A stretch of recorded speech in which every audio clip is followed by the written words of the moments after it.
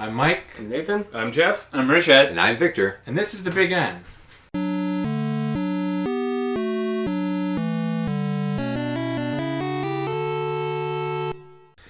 Today on the show, we are going to take a look at some of Nintendo's recent announcements regarding 3DS and Nintendo Switch. Our esteemed panel, welcome Jeff, Mehrshad, and Victor. Hi there. Howdy. Hey. And we're going to take a look at Breath of the Wild. And after hundreds of hours playing, and our panel has gone through every shrine, found every memory, and you've gotten all the Koroks, right, guys? No. Yeah. All 900? Yeah, 900 Koroks. This episode would be next year. If we were to do all that. There's 900. I have like 80 something. I have like 100 something. I'm like 120, I think. Well, spoiler, you just get a piece of shit if you get all 900. Yeah, so. it's quite literal a piece of shit. It actually is. Wow. It's gold, though. It's gold. Yep. That's funny. So we'll see how we're all satisfied with Link's most recent adventure. But first, we got a Splatoon update. Nathan? Alright, so is it back in April? We had our first Splatoon Testfire. So what they did with the original Splatoon was they would set aside a particular weekend, and then for certain hours of that day, we'd be able to play a beta of the game. So that's what they have for Splatoon 2. And me and Jeff were on for the beta. Yep, it was good. At least for me. I mean, there was obviously connection issues because it was a beta type thing. And, you know, the Switch is somewhat famous for having Wi-Fi problems with its antenna. You know, it was new servers, so even I got, like, some drops, but some people had more than others. I think Nathan had some issues with lots of drops. For the first hour, I finished maybe 2 matches. I remember these are all 3-minute matches, so I would go with, like, the last minute of the match, and then I would get dropped. Or sometimes within the first 10 seconds, I would get dropped. So I think, the first hour I got, the 2 matches. Won both matches, which is nice. That bodes really well for the paid. Yeah, I was gonna say that's actually not good. This did happen during the first few months of Splatoon. There were actually so you would get dropped within matches quite a lot. But there was actually ways to trick the system into not dropping you. Right. So in the original, if you just sank in your own ink and didn't move, it would load, or your server would get reconnected or something like that, and then you could emerge and there'd be 3 out of 8 people still there, and it would change the dynamic quite a bit. And it's weird because they actually there are items in the game that actually say you get an advantage if people drop on your team. So they're kind of expecting that this sort of thing happens. But it's forgivable if it's free, right? If it's free online, okay, it's forgivable. But you have to keep in mind that paid online is coming soon around the corner. So I'm expecting, is it P2P or is it direct servers? I mean, dedicated, or is it P2P? I assume they're going to make dedicated servers for it, but I'm not. They haven't. They should, because if there was dedicated servers with this beta, then I think it'd run a lot smoother. Yeah, I don't think it is, just because they want to stress test first and then dedicated servers. But that would definitely help. It's also 3 months roughly until it's out. And then I think probably another 3 until the paid system launches. So there's still time before they charge people for a potentially faulty system. Yeah. I'm expecting another beta, another Testfire sometime before the game comes out. Yeah, it's not until July, so I'm expecting maybe one. Early July, I think, because it's July 21st, so I could see one on July 1st or something. Yeah, or sometime in June. Probably when ARMS comes out, they do another one. Yeah. They love doing Splatfest when a new Nintendo game comes out, and I always got annoyed with that. Mm-hmm. And what about the new content in Splatoon 2? New weapons? The only new weapon they had was the dualies, which is the one that they promoted a lot. Yeah, all the sub-weapons are new, though. So every sort of special is new, and a lot of the items have, the attributes of the original items have changed as well. Mm-hmm. I think I just be using dualies just for a little bit, because I was having... I was just having a little bit of connection issues, so I was just trying to try it out for myself, just to kind of go through the map and see how much ground I could cover with ink. And the dualies were pretty nice. I like the dualies probably the most, but that's just because that was my preference in the original Splatoon. I would play a lot of the the arrow sprays and the .52 gallon things like that were sort of the fast, rapid things. And I also my favorite sub weapon in the original was the like the sort of seekers, and with this game you got the curling rock for the interesting. Yeah, so that worked. And what about the controls? How was it on the Switch? Did you use the Pro Controller? Well, it was just the Pro Controller. Okay. I had such a bad experience during the Nintendo event we went to with the just playing on the handheld mode that I could not handle that. It's some people like it. I think it's awful. Alright, so I did the Pro Controller just exclusively as well, because I even just laid on my bed and just put my Switch down and just played with the Pro Controller, because I didn't want to use handheld mode. It just didn't really suit Splatoon.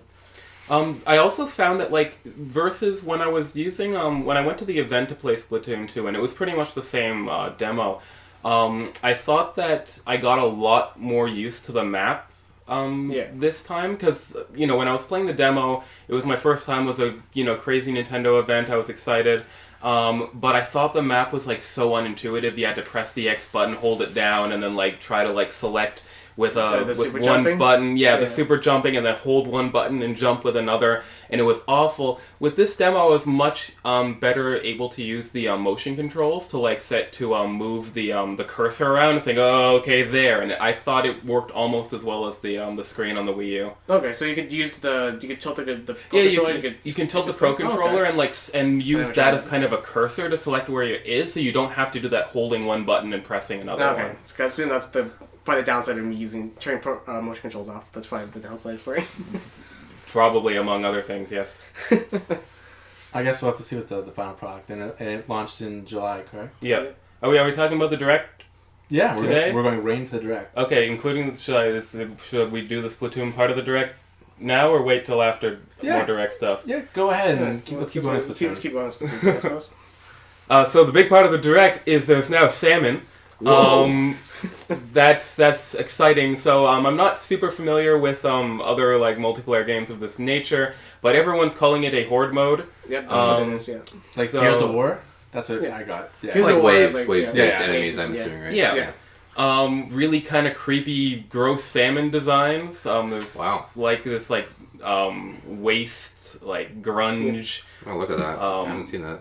Sort of weird salmon monster things. You have to like collect eggs, and there's like super eggs.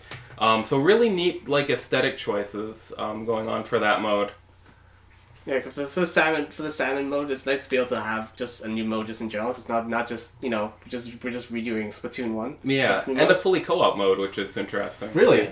Yeah, because there's never like a dedicated co-op mode in the original Splatoon. It was mostly just turf war and just online co-op.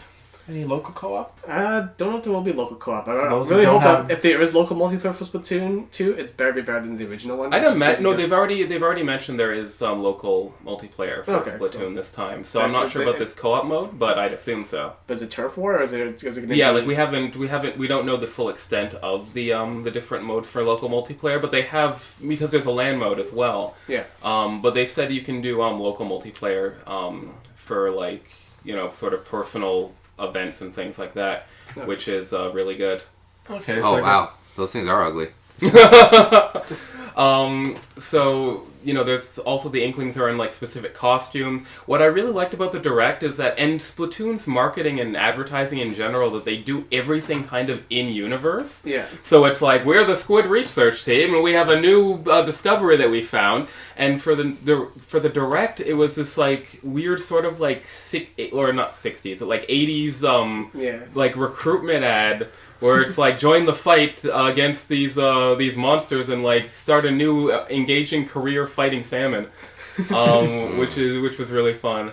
And then so that was like the bulk of the Splatoon section. There were no new weapons announced, no new stages really, aside from the salmon stage. But there was the amiibo stuff. Yep. Oh yeah. So we're doing So they're doing the new Splatoon amiibos for the game that comes out, and there'll be functionality with the old Splatoon amiibos, which I do have, which is nice to be able to use the old ones again. No, they didn't. I don't think they specified what kind of things. So the new amiibos this time, they haven't announced it, because in the last game, the amiibos that were there, you could unlock sort of remixed versions of the single player stages and get special items and weapons from that. It seems like there might be some of that going on this time. But in addition, there's also a functionality where you can save your Inkling's costume, hair color, weapon choices, things like that. So if you do bring your amiibo to a friend's house, you can instantly have your gear and your setup, so you don't have to That's nice. log into an account or anything like that. So it's a convenience thing. Yeah. And since, like, looking at Nintendo Direct, I guess directly, haha. I guess they finally solved what to do with, I guess Iwata. As fast as possible. Well, I just mean, like, there's no longer, like, a speaker now. Like, well, let's have the little, like, kind of news clips and with the voiceovers. Yeah, so I guess it's a way of going around not having, like, a charismatic figure, like, running the directs. Yeah. I kind of hope there'll still be some kind of, like, that kind of stuff and the gimmicks for the E3 one. Like, I just don't want to just be, here's the E3 presentation. Hopefully Reggie comes back, right? Like, he's done little, like, announcements and interviews with, like, news people. But I miss when he was, part of this sort of direct experience as well. Mm-hmm. Yeah. So, it's fun and you really get the passion of, people making the game. So, not exactly as fun just as voice actors. Except, like, on the Splatoon one where they put effort in there. Yeah. I also thought that in regards to the Splatoon, I thought the announcement of July 21st surprised a lot of people. Like, I, of course, would have liked it to be earlier. But I think a lot of people were saying, Splatoon Summer, it'll be like August 31st or like September 3rd. There was a lot of pessimism there because they thought that they were going to push it to the very... end of summer? Yeah, the closest to the paid... launch as possible, but I think having it in sort of mid-end of July helps. They can test the online servers because this is going to be their biggest online game. Probably at least unless they. I'm not sure what they'll announce at E3, but I can't, especially given how popular it is in Japan. I can't imagine an online game topping it unless whatever Smash Brothers comes out has a better online than it historically has. Yeah. Or the inevitable Star Fox will be one day release. Oh man, the Star Fox download. We're definitely gonna have that in the near future, right? We're gonna have it in the Star Fox game. Or F-Zero, F-Zero Online. That's what they'll call it. They'll call it F-Zero Online. F-Zero Federation Force. Stop. Please stop. You're just gonna put out every series? Zelda Federation Force? Don't you dare. Actually, that'd probably be good. Zelda, they put the effort in. Zelda Federation Force, let's go. Unfortunately, one game doesn't look as good as Hey Pikmin, which is coming out on July 28th for the 3DS. And, we found out it was developed by Azarat, if I'm saying that right. The people who made...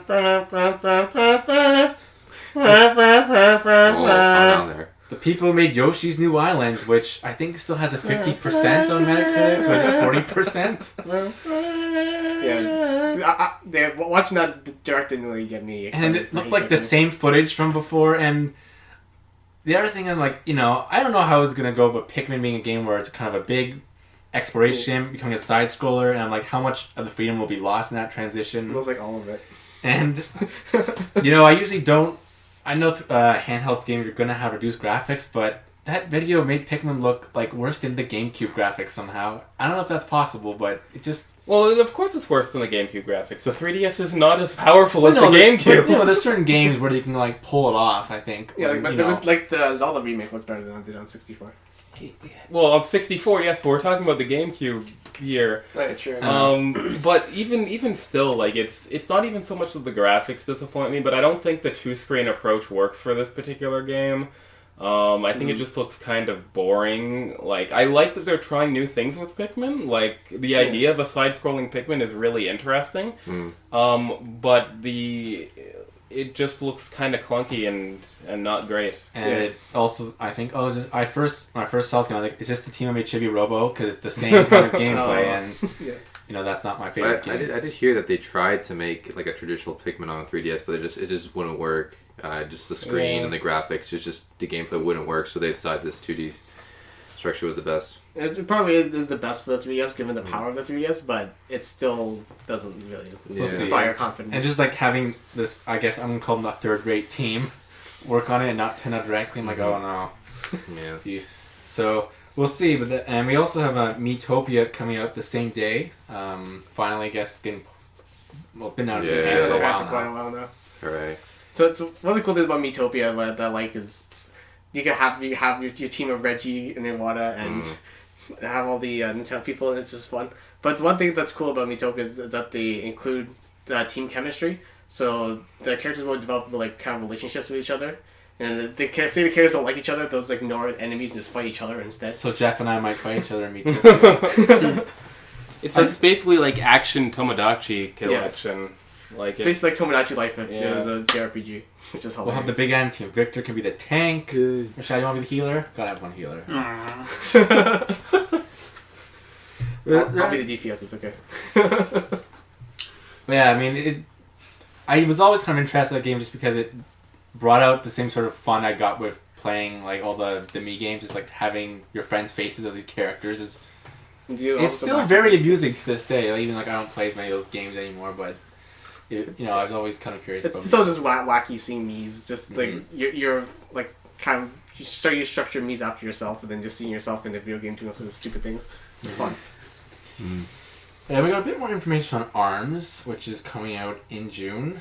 We got a new fighter, Min, and I guess we got another one, I think as of yesterday. There was the weird one shown off in Europe. Helix in English and DNA Man in Japanese. Whoa. DNA Man. DNA Man. And we got some more weapons. There's 2 versus 2 combat. Did I get that right? Oh, yeah. That looks... I'm surprised about that. It makes it even more like Power Stone. And don't remind me. Of course, neon yellow Joy-Cons. You guys want special Joy-Cons, right? I do, but not yellow. Not yellow. They just don't look good at all. I feel like that's exactly like what happened. Like Nintendo's like, do you want more Joy-Con colors? Everyone's like, yes. They like make them like, here you go, and everyone's like, oh, yellow. That's... It's not even a good looking yellow. It's kind of like a dirty yellow. It's like, look good. Well, I mean, we were like talking beforehand. Do you guys think ARMS has enough content to look like it? I mean, I feel like they're doing the drip with the fighters, and like, is there only like 8 fighters in this game? There's, I think, 3 more that leaked. We don't have like their bodies. We just have like their eyes. Like there was just a screenshot someone like managed to like snap from like a frame or something, and there were 3 more, and one of them was the DNA Man. Yeah. So there's, I guess, how many do we have at first? 5? 5. So then we have 6, 7, 8, 9, 10. I would say 10 is a likely cap. Maybe there's a secret one. Plus DLC. Yeah, I would say 10 to 12. I've been thinking about like Donkey Kong or what's his face, Little Mac. But I think the problem is that I don't think they're going to allow them, because that would basically mean that they have to have their arm cut off, like Star Fox style. With it's like, oh, your arm. Get Fox McCloud in there. He has his legs severed. Yeah, like, but it's called arms, not legs. Yeah, usually. It's for the sequel. Don't worry. I mean, you can kick in this game, but they should have Rayman in it. Actually, that would be brilliant. Rayman would make a lot of sense, but also like the most sensible one would be something called Sukapon, which is this pink robot, technically from a really old NES Japan only game called Joy Mech Fight, and he has those Rayman floating limbs. Like, it would fit so well, and they'd be dumb not to at least try it, but it wouldn't have the international appeal. But it fits perfectly. Like, it's unfortunate. Yeah, I think since there's only maybe 10 fighters, as you said, I think the variety of the arms you use, I think that's why to create the variety in the game. Yeah, the weapons. I mean, there's definitely like a lot of different combinations you can do and different weapons. Yeah, there's elemental effects too now that they put in that direct. So there's a lot of attention to detail. There's a lot of like little bits about this game, but all of them are like sort of situational, built into the core gameplay. I'm more worried about like actual content. So like, as complicated as the fights are, like that's great, but it seems like we're not getting any sort of story mode. I'm sure the arcade mode will be. It seems like it's incredibly bare-boned. There's that weird training mode where you get the extra items, which is weird. Like, it seems like there's stuff there, but it seems like it's very simple and completely arcadey. Versus, I think that people compared this to it's the Splatoon of fighting games.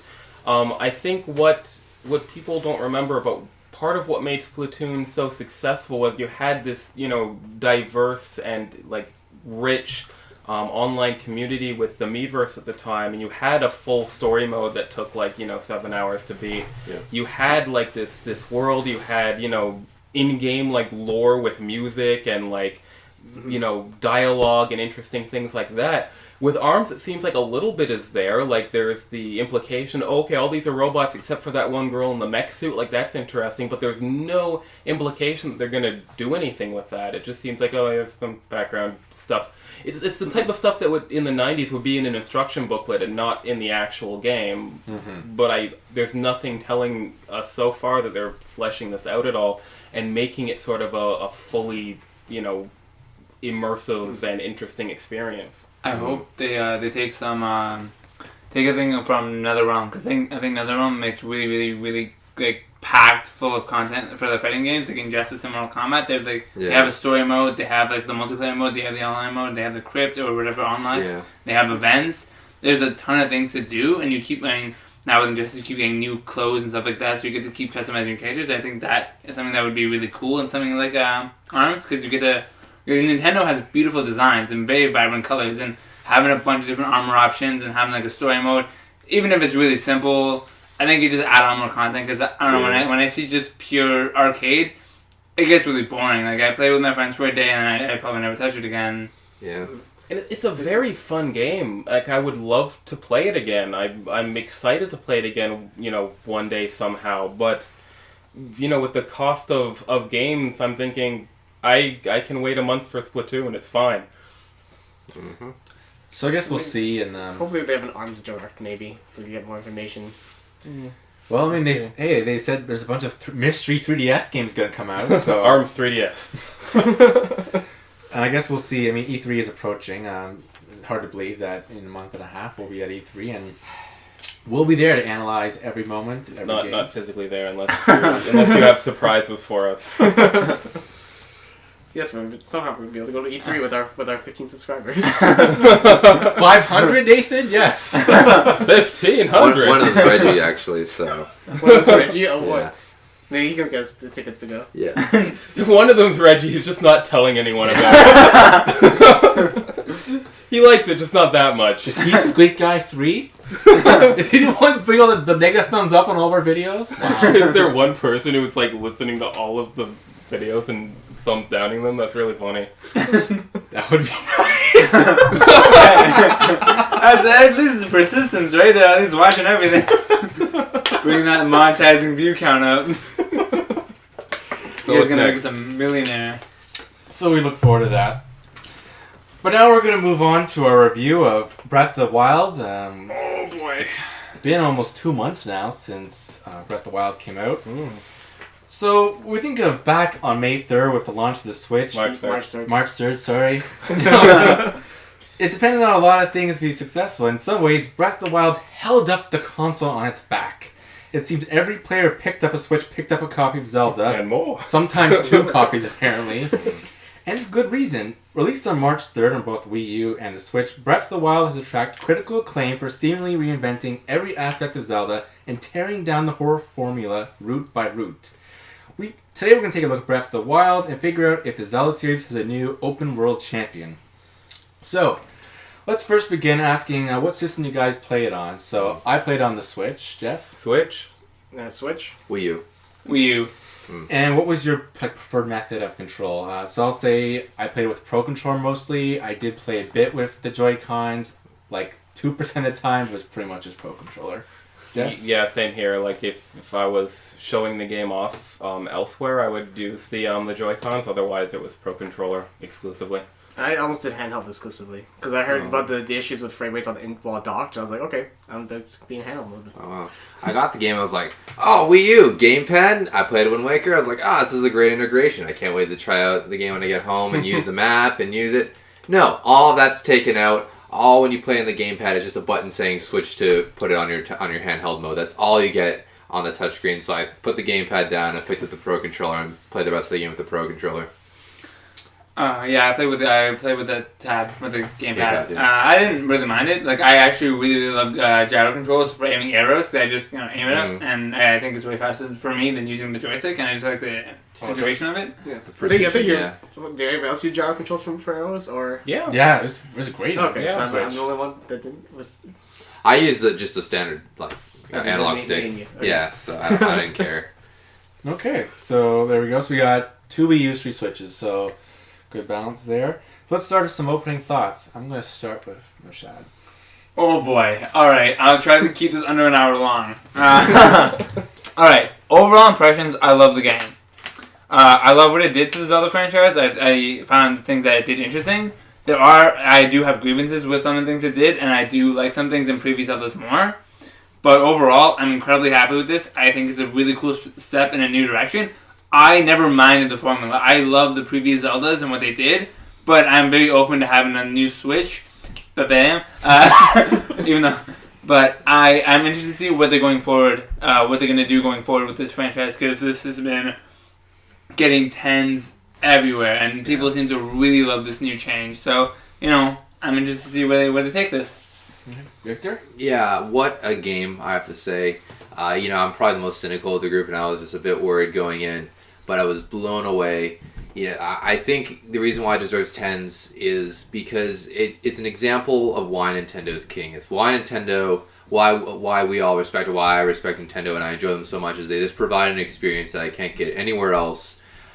When I ask myself, what is a good game? What is gaming all about? It's all about immersing yourself, which we can talk about the gameplay more, about immersing yourself and losing yourself in a world and losing yourself in experience. And the gameplay is the one that leads the experience, and Zelda is... We'll talk about it. It's just it's masterful level design, a masterful gameplay, and I thoroughly enjoyed it. And when I got the game, my whole life was just go to work, go home, play Zelda, and I enjoyed every minute of it. So it was a fantastic experience. That's the most positive comments you've said about Nintendo so far. The first one. Nathan? So for me, this game was I was probably cynical of it going into, because I talked about how I didn't actually like playing the demo of it when I tried it out earlier before Switch came out. But now that I'm actually able to dive into the game and got off the Great Plateau, once the whole world opened up, then that's when it really became basically my job, just to be able to play this game and enjoy every minute of it. Jeff? The thing that I appreciate, well, there's a lot I appreciate, but one of the things I appreciate about this game is that it takes out things that I previously have not been a huge fan of when it comes to Zelda, and again we'll get into that during the gameplay section. Yeah. But it takes those out, even though it's part that a lot of people love. But it also adds so much more, especially the overworld. I thought was incredibly strong. The sort of little artificial intelligence bits that are there with the NPCs and the sort of wildlife and the monsters is all fantastic. A little bit similar to Victor, I was I had March break soon after the game came out, and Zelda became my full-time job basically. I was playing 7-hour days for that entire week and not doing much else, and I loved every minute of it. Yeah, my thoughts, like Victor, I could see why it gets 10s, and one of the reasons, even though, I also have a few issues with the game, but one of the reasons why I'd still say, even if it has faults, I give it a 10 is, here was a franchise that was so safe, one that I feel barely anyone was saying, you need to change things up, you need to shake things up, everything was stale. I feel like Zelda could have just coasted for you, but I honestly think most people, you'd be one of the few, to be honest, who said, this is... in 30 years, time to flip the table, flip everything over.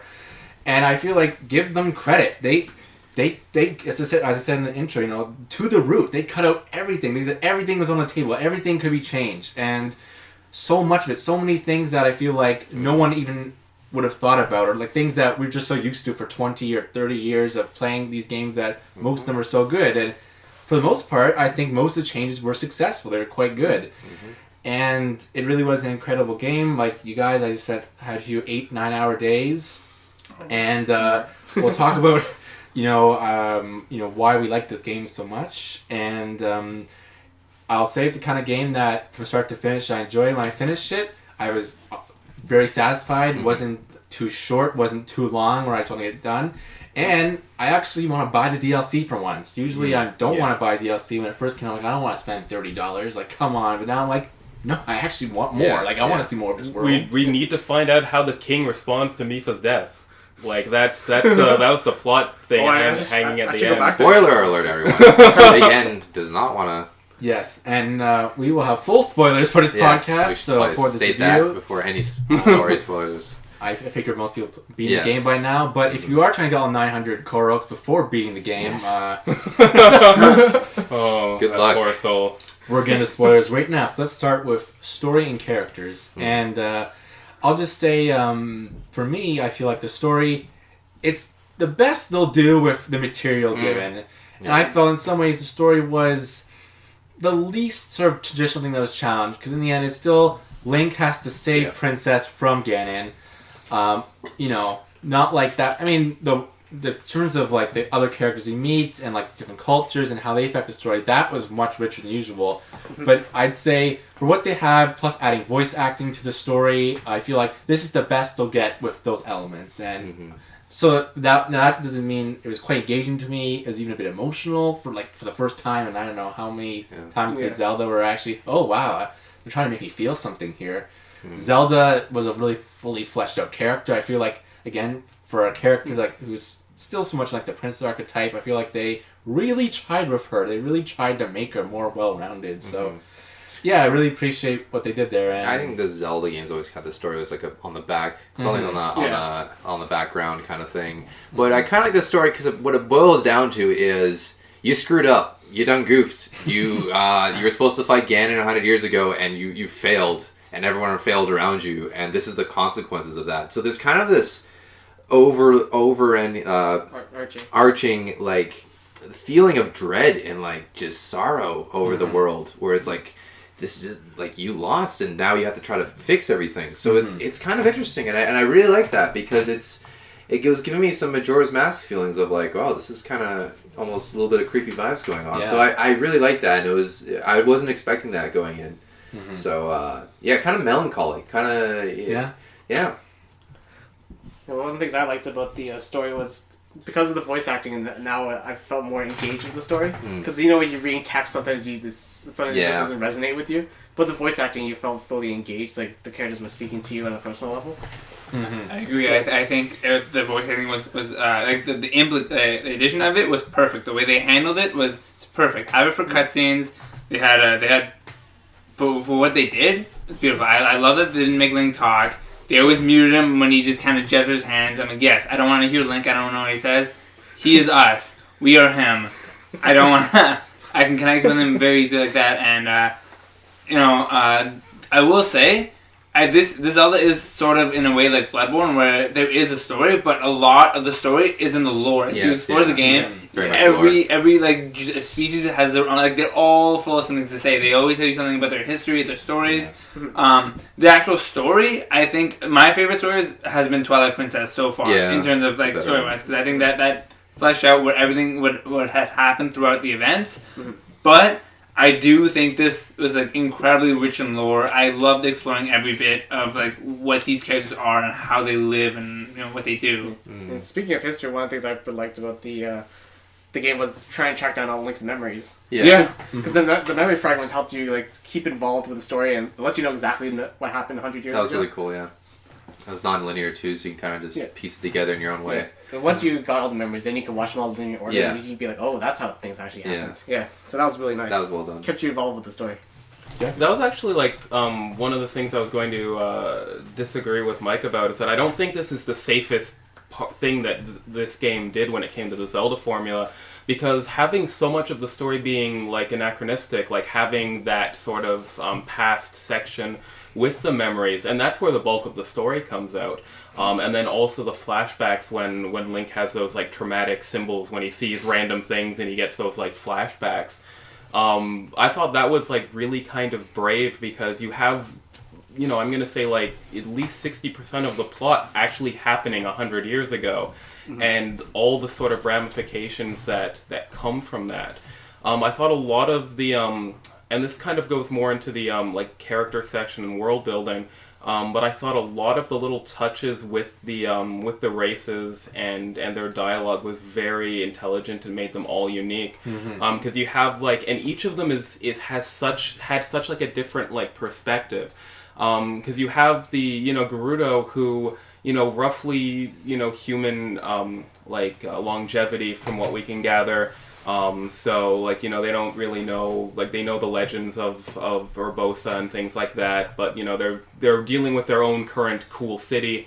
Then you have Gorons who are like a little bit painfully oblivious, I thought, where they're like, I don't know what's going on with this lizard on the mountain, derp. And it's like, are you kidding? You make the big rock guys eat a rock. dumb, and it's like, Still no come females. on. Or are there? There's one I found in the Gerudo City. Yeah, but he doesn't know. He's a guy. They don't know why you let him in. Yeah, he's confused about that, which is again like, what, you're buying the girl city, and it's like, yeah, whatever. So that was Goron. I was disappointed with. Aside from the two main characters, I thought they were great. But the Zoras have like, you know, longer age span than the Hylians and the Gerudo, where like I'm guessing they live to like 200, 300 years maybe. So like you have a bunch of people going like, hey, you're that jerk who killed that princess. Get out! Yeah. Which was amazing. Like I loved that. And then you have the Rito who are like, you know, again human-ish aging. So it's like, oh, you must be a descendant of that Link guy. That's cool. Don't mess up this time, you jerk. So like all that was like fantastic. And you know, I also like I think. I'm guessing we're going into characters separately, unless you want to transition. Keep going. Story and characters. Yeah. Like, so you know, there's a lot of favorite characters, and you know, most of them are Sidon, but but like I'd say Sidon would be my favorite character, but I think one of the best characters actually was Rivali. And it was like a really subtle thing, but no one's ever challenged Link before. Like I mentioned that I love that all the old Zoras are like racist and like angry at you, but I love that Rivali's like, what makes you so special? You got that stupid sword, I'll do it, I can fly, you idiot. I thought that was great. It's like, maybe give me that sword, I'll shoot it as an arrow into Ganon's face, we win. Like it, like I love that there was characters who were challenging Link. Even Zelda, in a lot of the earlier flashbacks, she doesn't like Link. She's this, or he's this knight that sort of has to, you know, deal with her, which was a fantastic touch. Yeah. Also, I just like how you just have random characters just kind of roaming around the world, just walking around, and like even sometimes be like, yeah, you heard of that Master Sword thing? Like, you never have that thing, and you pull it out and you're like, what the? Like that must be a fake, but like it's just cool. You just see random people walking around, which gives kind of the world some life to it, and like it's like these people just accepted the events that just happened, or just trying to live their lives, and that gives a level of immersion that I really enjoy. Just being able to go by a stable and see what they're doing there. And it was really cool. And like you had Cass, who was, you know, made the opponent's song play when he was around, if he was around the stable, which was great. And then, you know, like even like he ends up being sort of an extra mission, you know, monkey in a little bit. But, you know, having the exact lore you heard earlier, but told in this like poetic rhyme type of thing was a neat touch as well. Yeah, I mean, I do like the characters, and most again, I like how they really explored the cultures in this game, like especially things like Gerudo, which, you know, think of Ocarina of Time, not much there. This game, they really fleshed it out, and really, same with the well, for the Gerudos, I think they saved the Gerudos in this game to a large degree, because really this is the Gerudo second game. They were in Majora's Mask, but that's an alternate universe. They were in Four Swords Adventure, but it's like just more or less a cameo. Ganondorf's always around, but he's kind of a corrupted wizard thing. Yeah. But if you think about it, like in Ocarina of Time, the Gerudos were like implied to not be great people. They just go make babies and then come back. Here they're dealing with like, you know, it's like if everyone's gone through that like dating help section where you go to like the dating lesson. And it's like, here's how you get a husband. No, don't beat them up. Don't kidnap them. Bad what's her face. Like it's like we need to talk after class. Like all of that was like fantastic. Like, you know, they're making them not like horrible implications of going out drugging guys and taking their seed. Like they're an all-female village, but you still have characters who are like, I have a husband, he's sick. Where's your husband? But it's a small enough town where you could say, okay, they probably live at that oasis or something. So it's not like, you know, like nice little touches. Like I think another Gerudo there was that older Gerudo in the village who she was beside the statue. She's like, I'm the only one who like cares about like the old gods, and like they don't care anymore, and just like little tiny things like that really kind of flesh out like the characters and the cultures. Although I would say the only character that annoyed me was Ganon. Ganon himself, And I mean, we can talk about that as a separate thing, but like... He was just like, okay, I'm just... I mean, I think that deserves like an entire discussion. I'm not sure if we want to do that now, but... I think we should as character, as a thing, I mean, I'll just say, I wrote in my notes that, the thing, and we can talk about gameplay, but I wrote, only thing I hated was boss fights. And like most disappointing was the final boss battle. Yeah, so easy. It was so easy. It was too easy. But also, like I think for a game that, as we're talking about, had good story, had dialogue, it was disappointing for all that work to go to the castle to face Ace and that had like no dialogue, just a creature. Yeah. So there's no, and I was like, we had Ocarina of Time, which is kind of like think of like it's an old game, but classic. And I think of something like Wind Waker, where there's a really good relationship between Link and Ganon, even Twilight Princess, which that's not my favorite battle, but I still think. But it's kind of disappointing to go to this one. It's like, wow, there was no connection. Like I didn't even care about killing him. It's like the only appearance of any Triforce was Zelda's. Yeah, that's something true. People like. It's kind of something that I only realized after I beat it. It's like, oh, the Triforce wasn't really in this game, and like, was Link even the hero with the courage thing? Like, did that ever happen? Was that ever implied? Like, I guess Ganon still has the Triforce of power, but that was kind of a weird. I don't know if it was an oversight or just like. It just feels kind of rushed near the end, and I felt like they could have really fit in maybe a Triforce thing in the end, really flesh out Ganon and introduce him. Or like do something with more of the hero sword mission, like when before you pull the Master Sword, the deck tree can tell you like, oh, this is the Triforce story, the Triforce, and something with the final. The idea with Ganon was the fact that he's given up. Like, I'm not a Gerudo anymore, and that's the favorite line was when Urbosa was like, I hear you Ganon used to take the form of a Gerudo. This is personal now. I'm like, oh boy, I'm so happy. I love all this lore. Hooray, hooray. And then, they don't really do anything else after that. But I think the implication is that Ganon's just given up. Like, I'm not a man anymore. I'm just this horrible pig monster. I hate everything. And I think that that's really tragic because, Demise had more personality than this version of Ganon. Yeah. And Demise was just, make world into end, all chaos and destruction. Like, he was the most one-note, like, I hate everything villain. And this Ganon was just a mindless monster. Yeah. The only thing that's cool about him is that there was kind of that, not Skyward Sword, Twilight Princess gem on his head. Like, he kind of seemed, he's still kind of Ganondorf a little bit in this design. That's kind of cool, and the red hair is still there.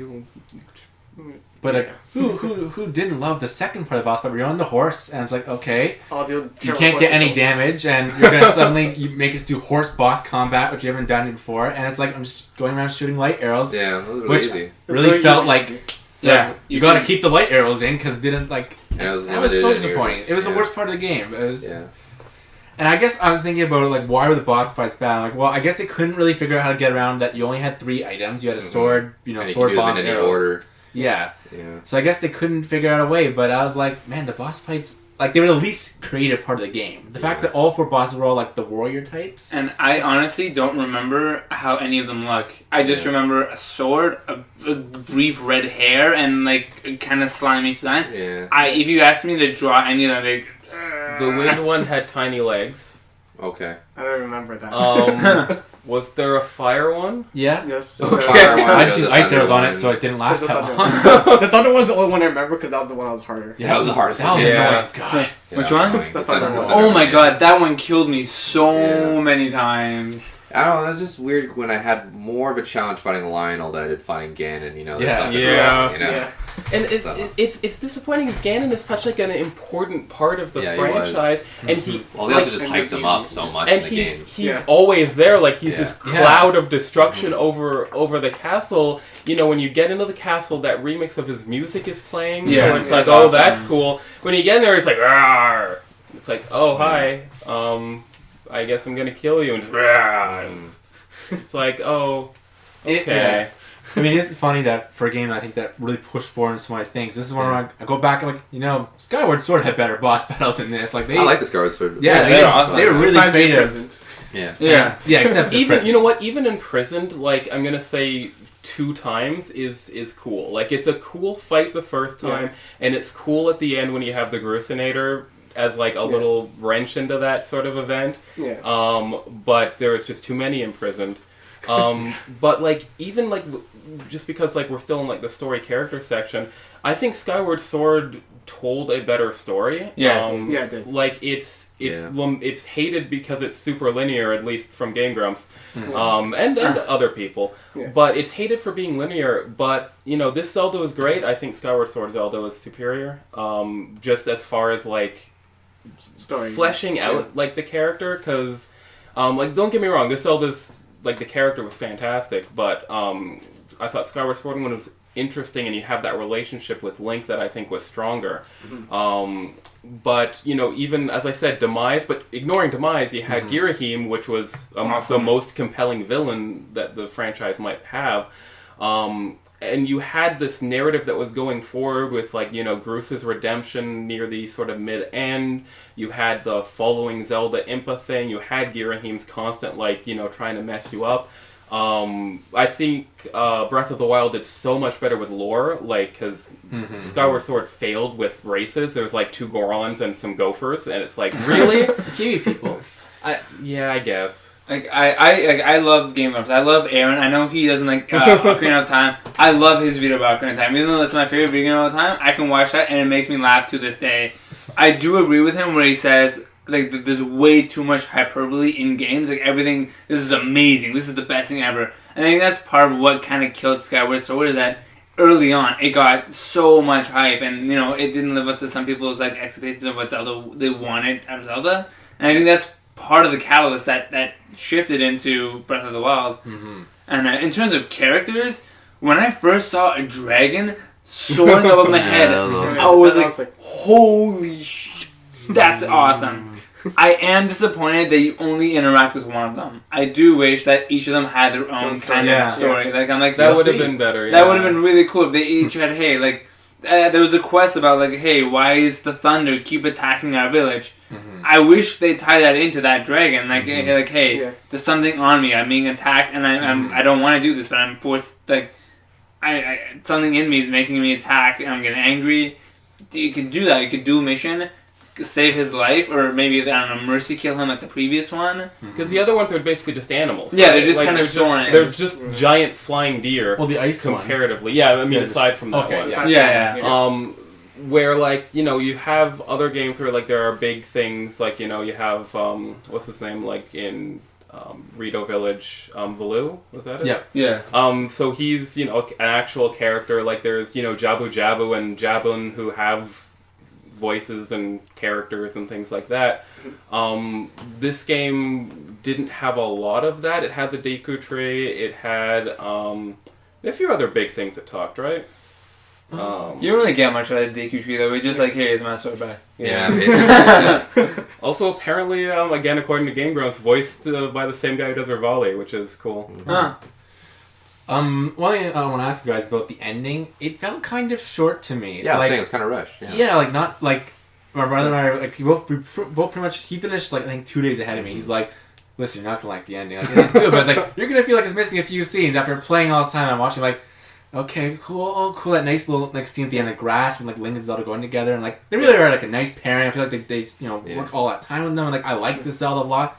And then it ends. I'm like, that's it. Yeah, I was kind of disappointed when I think it should have been a little longer because I feel like other games have had longer endings. Yeah. I think connected to that, I think there was a lost I mean, I kind of get why they did that, but they really set up the sort of descendant characters as like the next champions, but that never happens. So you have Sidon, Goron, Neck Guy.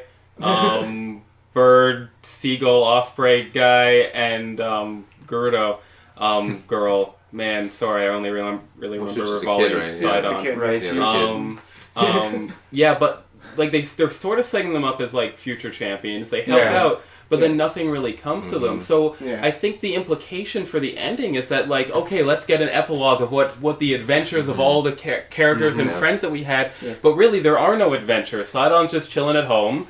You know, the Gerudo's the queen of the thing, so she's still on that throne. Goron's going back to work.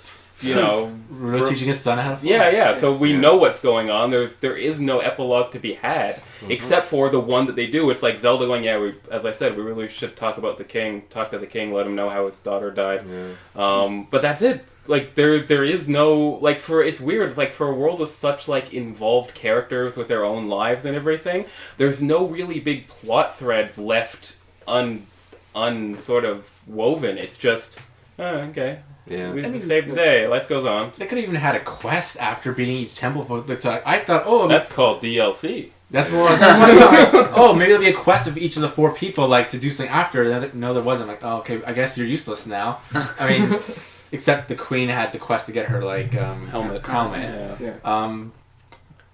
But I think we should go on to gameplay now. Yeah. Before we go on, Master Koga. That's amazing. Every time you like see some villager and like, hey, how you doing? What do you think about Master Koga? He's gonna eat your soul. He's gonna murder you. You have to fight the Yiga clan over and over. I love it. It's always I love how the Yiga Blade Masters are better than Master Koga. Yeah. But I do think that the Master Koga was one of the better bosses in the game. He was a very in spirit to Zelda bosses of the past, even though you don't really fight a lot of just people in Zelda bosses, but it still felt like, okay, here's a dungeon boss. Here's something unique that's not weird Ganon fusion thing. Yeah. And I guess this transitions a little bit into the gameplay, but I liked that you fought a character versus just fighting monsters. So gameplay, and I feel like we could spend just one whole episode just on gameplay because there's just so many things. Well, let's just start, I think, with sort of maybe the biggest thing, which was, I remember there was someone made online, they took all the maps of all the Zelda games, and they showing how big they are by the Breath of the Wild, cool. And like, Ocarina of Time's like the size of a penny, and like this, kilometers wide map, something like that. And, oh man. Ridiculous, like the depth of this world, like how big it is, and really, I think Anoma say it's called Breath of the Wild because that's kind of like the main character way with this world, and really, I loved exploring this world. I loved when you could find all these things and need the plateau. Like, which direction am I gonna leap in? I don't know. Who cares? Let's just go. And like, I don't care how hard the enemies are. And that was the best part of this game was, I want to go over there. Let's go see if I can get there. And I might die or I might not. And let's see what I find. And really like taking the exploration, which Zelda's known for, to like the next level. And I think they pulled it off. Like really, it was so much fun to explore in this game, and challenging and rewarding, and almost every year I went, there was always something to do. Like, I got sidetracked so much, and I never got angry about it. It was just, totally worth it. So, I was like, ooh, what's that thing on the map? Let's see what this interesting thing is. I did get angry if it was raining. Oh my god. That rains and everything, but I wanted to just mention, just to start about gameplays, if you look at just gaming as a whole for the past, let's say, decade or a couple of years, open world games is like the main kind of game to make. I find with like AAA level games, kind of like what shooters used to be in the old, like the previous generation. Mm-hmm. So open world games have been pretty much pretty overly saturated now. I don't want to name names, but there's a lot of criticisms to open world games, and a big criticism of that is quantity over quality. And obviously that's why I was a bit concerned going into Zelda. It's like, oh, this is just going to be a big open world game. Mm-hmm. You're going to walk around and do some Zelda quests and stuff, and I'm going to be bored after a while because in previous Zelda I would just spend a lot of time walking and be like, I don't want to walk all the way. But Zelda takes all aspects of open world games and they turn it on its head and make everything just as fun as possible. So exploring in every nook and cranny of this world, the gameplay is tailored for you to have fun exploring it, and that's why I really want to point that out. Whereas before open world games, like some games, I would just get so bored of just traversing this world. And really smart moves they did, that this game doesn't have much of a tutorial. You start out in this game, you don't know much what to do. They just kind of give you the bare basics of walking and moving. But then you see this glowing red tower, this glowing tower and stuff, and you're like, oh, I want to go there, right? So Nintendo's incredibly smart with making you figure out things on your own, teaching you and guiding you, but not making sure you're lost. So it's really brilliantly done, where you're exploring this whole world, but you're doing it in a way that's organic, you're doing it in a way that's unique to yourself. Mm-hmm. Everyone who's played this game hasn't played it the same way hasn't experienced the same thing twice. We have all did different worlds and different challenges, and we haven't even explored everything. Like some of us explored some things, some of us haven't. Yeah. And this game is set up so brilliantly so that we have our own personal experience with Zelda Breath of the Wild. So that's why I have to give it like a 10 because this gameplay is so immersive in that sense. So I really wanted to convey that brilliantly. Before I even move on, I just want to mention something that you talked about. This giving you a tutorial. Yeah. This is like such a far cry from Twilight Princess and Scarlet Sword, where the first 2 hours of the game was a tutorial. Yeah. And it was a pain to have to sit through because you're like, here's how to use the sword, here's how to use, here's this place that you can do. It's like, oh yeah, let's do a couple fetch quests. And that part was just so boring. I really like something you brought up, Victor, about how it's a personal experience for every player. Because there's a little thing, side note, like my brother and my cousin, we were all kind of playing roughly the same pace, so we were kind of pretty much exploring the same areas. And there's the one shrine quest on Evertide Island where they take away all your items, all your clothes. That's a great one. So awesome. And I was having a lot of trouble. Then my cousin's like, why didn't you do it this way? I'm like, I didn't do it this way. My brother's like, well, I killed a giant by doing it this way. And all three of us had beaten it differently. And that's the kind of thing and exactly what you're talking about. Everyone has a different way of playing. And just as a side note, another thing off that is the fact that if you want to be a heavy-duty explorer, you could do that. If you want to just do story, you could do that. If you want to just go begin in the first 3 hours, you could have done that. I feel like they gave you the full range of options, and there's no real punishment to do that. If you wanted to collect everything, you can go do that. But if you wanted to go find, I guess, a certain piece of armor to to make your experience easier, you could have done that. And I feel like that balance really gave the player the freedom to play the game the way they wanted, and as you said, to solve things differently. Same with the shrines. The shrines, I'm sure there's some different solutions to the shrines. Okay, so I agree with both of you. This is where I'll sort of air a few grievances with the game, because it is with the gameplay. Now, the actual gameplay itself, I think is fantastic. I think it was hard, it kicked my ass, and I loved it. The game was relatively hard, that's another thing, too. I died in the first, 10 hours in this game, then I've died in the total of every other Zelda combined. Easy. It's like the first Zelda game since I think the original that I'm like, this is actually hard. Yeah, this is brutal. I keep getting one-shotted by arrows and clubs. Yeah. Even now, the white bokoblins almost one-shot me. But also dying isn't as big of a deal in this game, which is good. It's not. It's not like they push you back to super far away and strip you of everything. It's much more easy to take. Yeah. I remember dying. I remember using Nifa's Grace in the span of the 20 minutes it takes to get it back. Yeah. I blew through it twice trying to get to one tower to the next. Yeah, I kept getting wrecked. When I first got that, I'm like, it's gonna make the game so easy. I'm like, nope. Nope, Lionel. Yeah. Give me that Nifa's Grace, please. It's used smartly because it makes you use all the elements that are presented to you. It makes you sort of learn how to cook and how to power up your attack and your defense. Yeah. And also, it makes you want to go get and upgrade your armor because you're gonna get your butt kicked if you don't use that, and it's gonna make you, use your other abilities smart. Everything. This game gives you everything up front, which is also a really smart decision. Because if this game was like, oh, here's one of your, Sheikah Slake abilities, and then a couple hours oh, here's another one, that wouldn't work that way. I like how they give you everything up front. Okay, here you go. Yeah. Go crazy. Go crazy. Because that's really smart. Because you didn't need anything else. You just needed your Sheikah Slake abilities. Exactly. Right from the start. Now, I was talking to my friend, because I got this game shortly before, when I had classes. I played it for a few weeks. Alright, I beat the 4 Divine Beasts. I'll give it to my friend so he can enjoy it a bit so I can focus on school. I got it back. My semester ended 5 days. Nothing but this game. And I beat it, got the alternate ending, and I love it. There is, however, when I was talking to my friend about grievances, he mentioned something that he said, in a game like Dark Souls, he can be level 1 and he can fight any boss, and with the right, he can keep going with the preservation, he can keep going and he can eventually win. However, as a level 1 in Zelda, you have no way to beat a Lionel.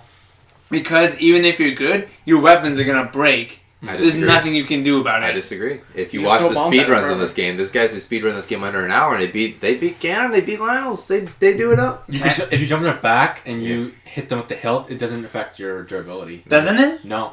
Okay. Yeah, you also throw bombs at it until it dies. You can. I did that with the rock guys, because I'm like, oh crap, I have no more arrows. Boom. It took me 2 hours, but I finally killed it. I didn't know about the hilt thing. That's interesting. There's all kinds of little things in this game that... Yeah. You can't technically beat And any of this. good cooking will take you good really cooking far. will take you out. Power up your attack, have some extra hearts in there, you're gonna do okay. Cooking is so much fun. Well, other than cooking really crappy dishes, it was a bit of a learning curve, I'd say, at It was a bit of first. a learning at first. But once I got a lot of that raw prime meat, I was good to go. Yep. Yeah. I do wish that I know the weapons break, and I don't mind that as much as some people do. Some people aren't crazy about that. I like that. I like finding new weapons because there's never been a weapon that I found that broke that I could never find in another place. Yeah. Except the Highland Shield. I wish that didn't break. Yeah, I agree. I wish the Highland Shield breaks? Yeah. It's incredibly durable. You can have it for a really long period of time. I took 2 guardian shots with the Highland Shield. Yeah. Apparently, it will break though. No, bro. Was it Nathan that you told me that It's someone very in durable. Terrytown can fix it for you or something? In Terrytown, they can't fix it for you. You can buy it. Oh, okay. Oh. That's crazy. Yeah. I did not know it breaks. I got it at the end of the game. It's the most durable shield in the game. Okay. It's really durable, but it will break you. Also, I really like the way you got it because it kind of felt like a classic Zelda. Yeah. That was cool. Hidden away, you had to fight a boss for it. Yes, some people were saying like, "Oh man, I hate that you can't use your weapons." Blah blah blah. But like, I don't want this game to be just take your best weapon and just spam attack it. Yeah. This game Everyone just forces use the Master you. Sword, then. Yeah, everyone just use the Master Sword and just keep smacking. And I like that lore bit of saying like, the Master Sword is meant to kill Ganon. Yeah. If you're killing like wolves with it, don't do that. You Yeah. stupid idiot. that they do get around that because I'm like, I wish there was a way that you could like, because the Master Sword only has 30 strength. It's like a medium powered weapon, so I wish there was a way that you could It's like 60 against Guardians though, which is awesome. Yeah, no, So it's anything like Ganon spawn, it's better against. Yeah, that's the point of it. That's how you use it to wipe bosses really quickly. Yeah. Well, I mean, like the actual like the use of it in the Hyrule Castle. It feels amazing. Yeah, it Your sword's does. glowing, and when you hit things, you could feel the effect. Yeah, and you hit, like, you hear the extra sound boom, effect. boom. It's a Yeah. very unique sound effect. And it's so satisfying to kill things with that sword. Yeah. I'll just say one thing about about the powers is that the one thing I also going like the difficulty curve was, again, like I did beat all the shrines, I got most stuff, and I felt like as a player I felt rewarded for working hard getting all this stuff. Yeah. The game got easier at the end, but it's not like I swear like every other Zelda game like Twilight Princess or Wind Waker or Ocarina of Time where by the time you're like, I don't know, 30% through, you're never gonna die again because you've like you get a few hearts. Like, okay, I'm good. I can coast the rest of the game. Yeah. There was really no coast in this game. No.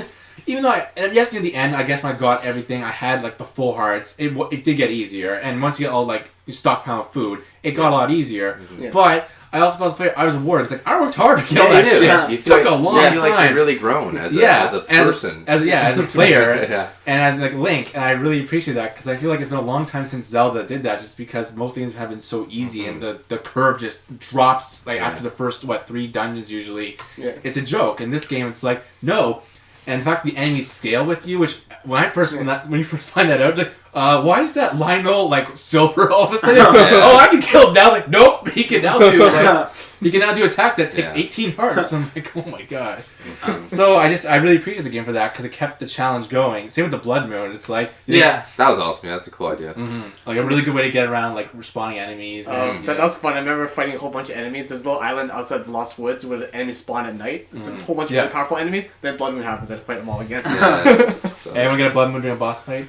No, can you? Yeah. Yeah. The boss fight comes up and The boss get full health. Like that's one crazy. One of the Ganons? That or- hasn't I think so. Yeah. Apparently, if you fight that's Ganon, Anything gets Blood Moon, Ganon gets full health too if you fight. That's insane. I never heard of that. one thing that I do wish I do think the temples in this game are a bit forgettable. Yeah. Shrines or temples? Temples. Okay. I would have taken out like maybe like 20, 30 shrines in lieu of a temple because there is an area in the game that's like forgotten temple and there's a bunch of guardians in the shrine there and I would have loved to have like a secret temple. DLC. Yeah, I will happily buy the DLC. I Yeah. love this game. I will happily support the amount of Yeah. content that they put in the vanilla game to Yeah. keep getting more stuff. But I do think that other temples like Twilight Princess and Skyward Sword did stronger actual temple designs, and there was more enemy varieties in those temples. Yeah, I the do Skyward agree. Sword had very good temples. Yeah. Yeah, great temples. I do agree, but I think that the trouble with that is that you have a game where you can do any temple in any order. Mm-hmm. Yeah. And that's the challenge, is how do you make unique temples to each area, but also be able to do them within order. A Link Between Worlds did that. Yeah? A Link Between Worlds did have different even designs. Just skins. Like, I realize that this is more of a presentation type of comment. Okay. But even adding skins, I think, would have... Like, I do appreciate the fact that there's a consistent aesthetic with the technology. All of these are Sheikah, like, training centers, so that's why they look all, identical. All the Guardians were also built by the Sheikah, which is why they have the same technology. But, like... I'm not a very big fan of Twilight Princess, like, aesthetically. I think it's brown and gross looking. It's really brown. But Twilight Princess also has a dungeon that's a Yeti's house. And I love that. Yeah. Like, as much as I'm, like, not big on the Twilight Princess aesthetic, it has a Yeti house that's a dungeon. Cool. That's amazing. This game has more creative with bird... what it has, This game has sort of... Like, it has bird, chameleon... elephant and camel, but inside it's all just sort of like medieval mechanical stuff going on. It's all exactly the same color. It's like, and it's a shame because the outside world is so diverse. Yeah. Like you can as everyone was saying, like you can wander around and find things that are like aesthetically completely, different than the sort of main Hyrule field type area. Like it was near the end of the game where I discovered the beach town, and I'm just like, let's try going south, because I had found all the beasts. I knew where all of them was. So I'm like, oh, there's a little piece of the map I haven't gone to. Let's go south. And it's like there's a rainforest. Let's go through the rainforest. Go through the rainforest. There's a beach. Yeah. It would have been great to have like a beach or rainforest themed, shrine or temple or something. Yeah. Even if most of them are that sort of Sheikah aesthetic and things like that. Some of the Labyrinth Islands do things a little bit different, but it's still kind of gray, beige, boring. I would have loved more things, even like Hyrule Castle, where you have different visuals to do cool dungeon stuff. I mean, I really like the shrines. I like their short little puzzles, and I feel like it was a really good way of like testing your skills as a player. And we all talked about it beforehand, like the ball puzzle, the infamous ball puzzle, where you have to flip the thing, and like I was saying, how I just flipped it backwards, and the ball went flying out of bounds, and I thought I lost, and no, I actually won. So like the shrines are really creative like that. But I agree with you guys, like. I was like, could have killed them just to have a few where, I don't know, one had the old Ocarina of Time Forest Temple theme, and like, maybe this is like one of my small things I'd hope for next game is like, I know you were trying to like kind of make, I guess, a little more realistic in a sense. Like, okay, that's why the shrines are not going to be wacky, different, like, Yeah, the idea is that they're like these ancient old shrines built thousands and thousands of years ago by this one. Yeah. So, I get that. But I think it would be nice if the next game they had just a few that had maybe some of the, kind of the old Zelda sort of different themes and things, just to play around with it a bit more. And Mehrshad, you or Victor brought up the enemy variety. That was another thing that was strange to me. Like, really lacking. Like, there was not a lot of enemies in this game. Yeah. Like 5 or 6. Enemy types, like maybe 8. Yeah. I think after 100 years, it'd be a lot of them that just spring up, but like, nope. Yeah, I couldn't figure that out. Like, is it just because of the materials thing they wanted to, like, players couldn't handle, like, oh, there'd be so many materials to handle. It just seemed very odd to me that there was not a lot of enemy variety. Yeah. It was just one little thing is lacking, so we hopefully again next game. Yeah. What do you mean by lack of enemy variety? Like there's just choo-choos, keys. I think there's a fair amount of enemy variety compared to other games. Like there's the Lizalfos, Bokoblins, Moblins, the skull variations of all of those. Keys, the different variations of the fire keys. You have the Wizrobes, you have the Hinoxes, you have the Lionels. Well, not kind of sub-bosses. Sub-bosses would be different. Maybe, but even like the animals, you got rhinos, you got herons. I guess if you want to count wildlife, then yes. But in terms of enemy variety, but like how much more enemy variety have there been in other games? Like it's always been Tektykes, Keys, Moblins. No, it could have killed them to throw a Dark Nut or a like in there, or Deku Baba somewhere. I guess there were or some, Tiki. I guess there were some missing, but I still think there's a fair amount. Like it's not like you're getting just Moblins and the Alphos on loop or a Reader. I think a Reader would have been amazing in like some really dark areas. Like you. I think that would have made the fear and like despair of the game even worse though. Like if you go into that like that Guardian, really cool. If you go into that Guardian graveyard place and there's just a bunch of clearly killed people there. Yeah. That would like they did that. Rated M for mature. Nintendo. That is a rated level. Like, I'm not angry. I'm not like, oh, No. But it's a little thing, It's like, more of a nitpick. see the end, Yeah. These are generally nitpicks. Like, these are small. I think the limits temple's that- a legitimate concern, but the enemy variety is more of a nitpick. And I think with the enemy variety, like, there's, like, even if there aren't as many as you might like, each of the enemies has such personality. Like, even, like, if Lizolfos have facial expressions, I think that's impressive, versus previously they're just kind of T-Rexes that jump. Oh, I agree. Like, the AI enemies look way much They're better. great. Like, they're smart and they're challenging. And I just near the end of the game, I was thinking, what a nice scene in Dark Knight. I don't know. That's just my impression. The moblins pick up the bokoblins and throw them at you. Yeah. And I'm Yeah, like, that's that's cool. amazing. Mhm. I was running and one moblin comes flying at me. I'm like, what the hell? What hit me? Oh yeah, one thing I want to go back to with shrines is that I kind of wish a little bit. The difficulty of them was kind of really off. So some of them were like one room puzzles. Yeah. Like, Yeah. And then all the layers with the multi-tier like rooms, Yeah. different rooms, and It was weird. Like, some of them are like, you flip a switch, you win. Other ones are like, you're gonna be here for half an hour, have fun. Or this is a major chest of strength. Yeah. The first time you get that, and you're like, I can't win. Yeah. I need 50. like, the 1500 Guardian Scouts is like. You're like, oh, I'm not strong enough. I know Cave of Ordeals. I wish there was a Cave of Ordeals. I would really like to. DLC. You think so? It is DLC. That's- They yeah. confirmed it already. Oh, okay. Right. We already know what the DLC of the game is. They revealed it already. But they said a new like a new story temple. Yeah, there'll be a new dungeon. There will be the hard mode. There'll be the Temple of Trials thing. Okay, that's fine. Yeah, I'm there's more to happily it, but yeah, supporting that's- this. yeah. One thing that was smart though, it was making the stamina bar and climbing, making the climbing stamina. Because if climbing didn't have any stamina, it kind of would be just boring. Like Yeah. I'm Yeah. climbing. But the fact that you have that stamina bar and you have, I better climb effectively Mhm. and efficiently with what I'm going to do here. That was smart, and I like that. I know some people Except did for not range like and stuff. the climbing of the stamina. I liked it because, again, you could upgrade it. Yeah. And if you find the climbing gear, you can. Plus, you get Yeah. all these gap Yeah. deal. Like, so I don't know, but some people hated it. Like, don't be so impatient. But you can climb Yeah. anything in the game, so if it had unlimited, Yeah. then you wouldn't care about like, I'm not going to go down this path because I'm Yeah. just going to climb this wall. Yeah. So having the stamina bar, you kind of calculate, can I climb up there? Yeah. Should I? And then there's the one big problem, which people do talk about, the rain.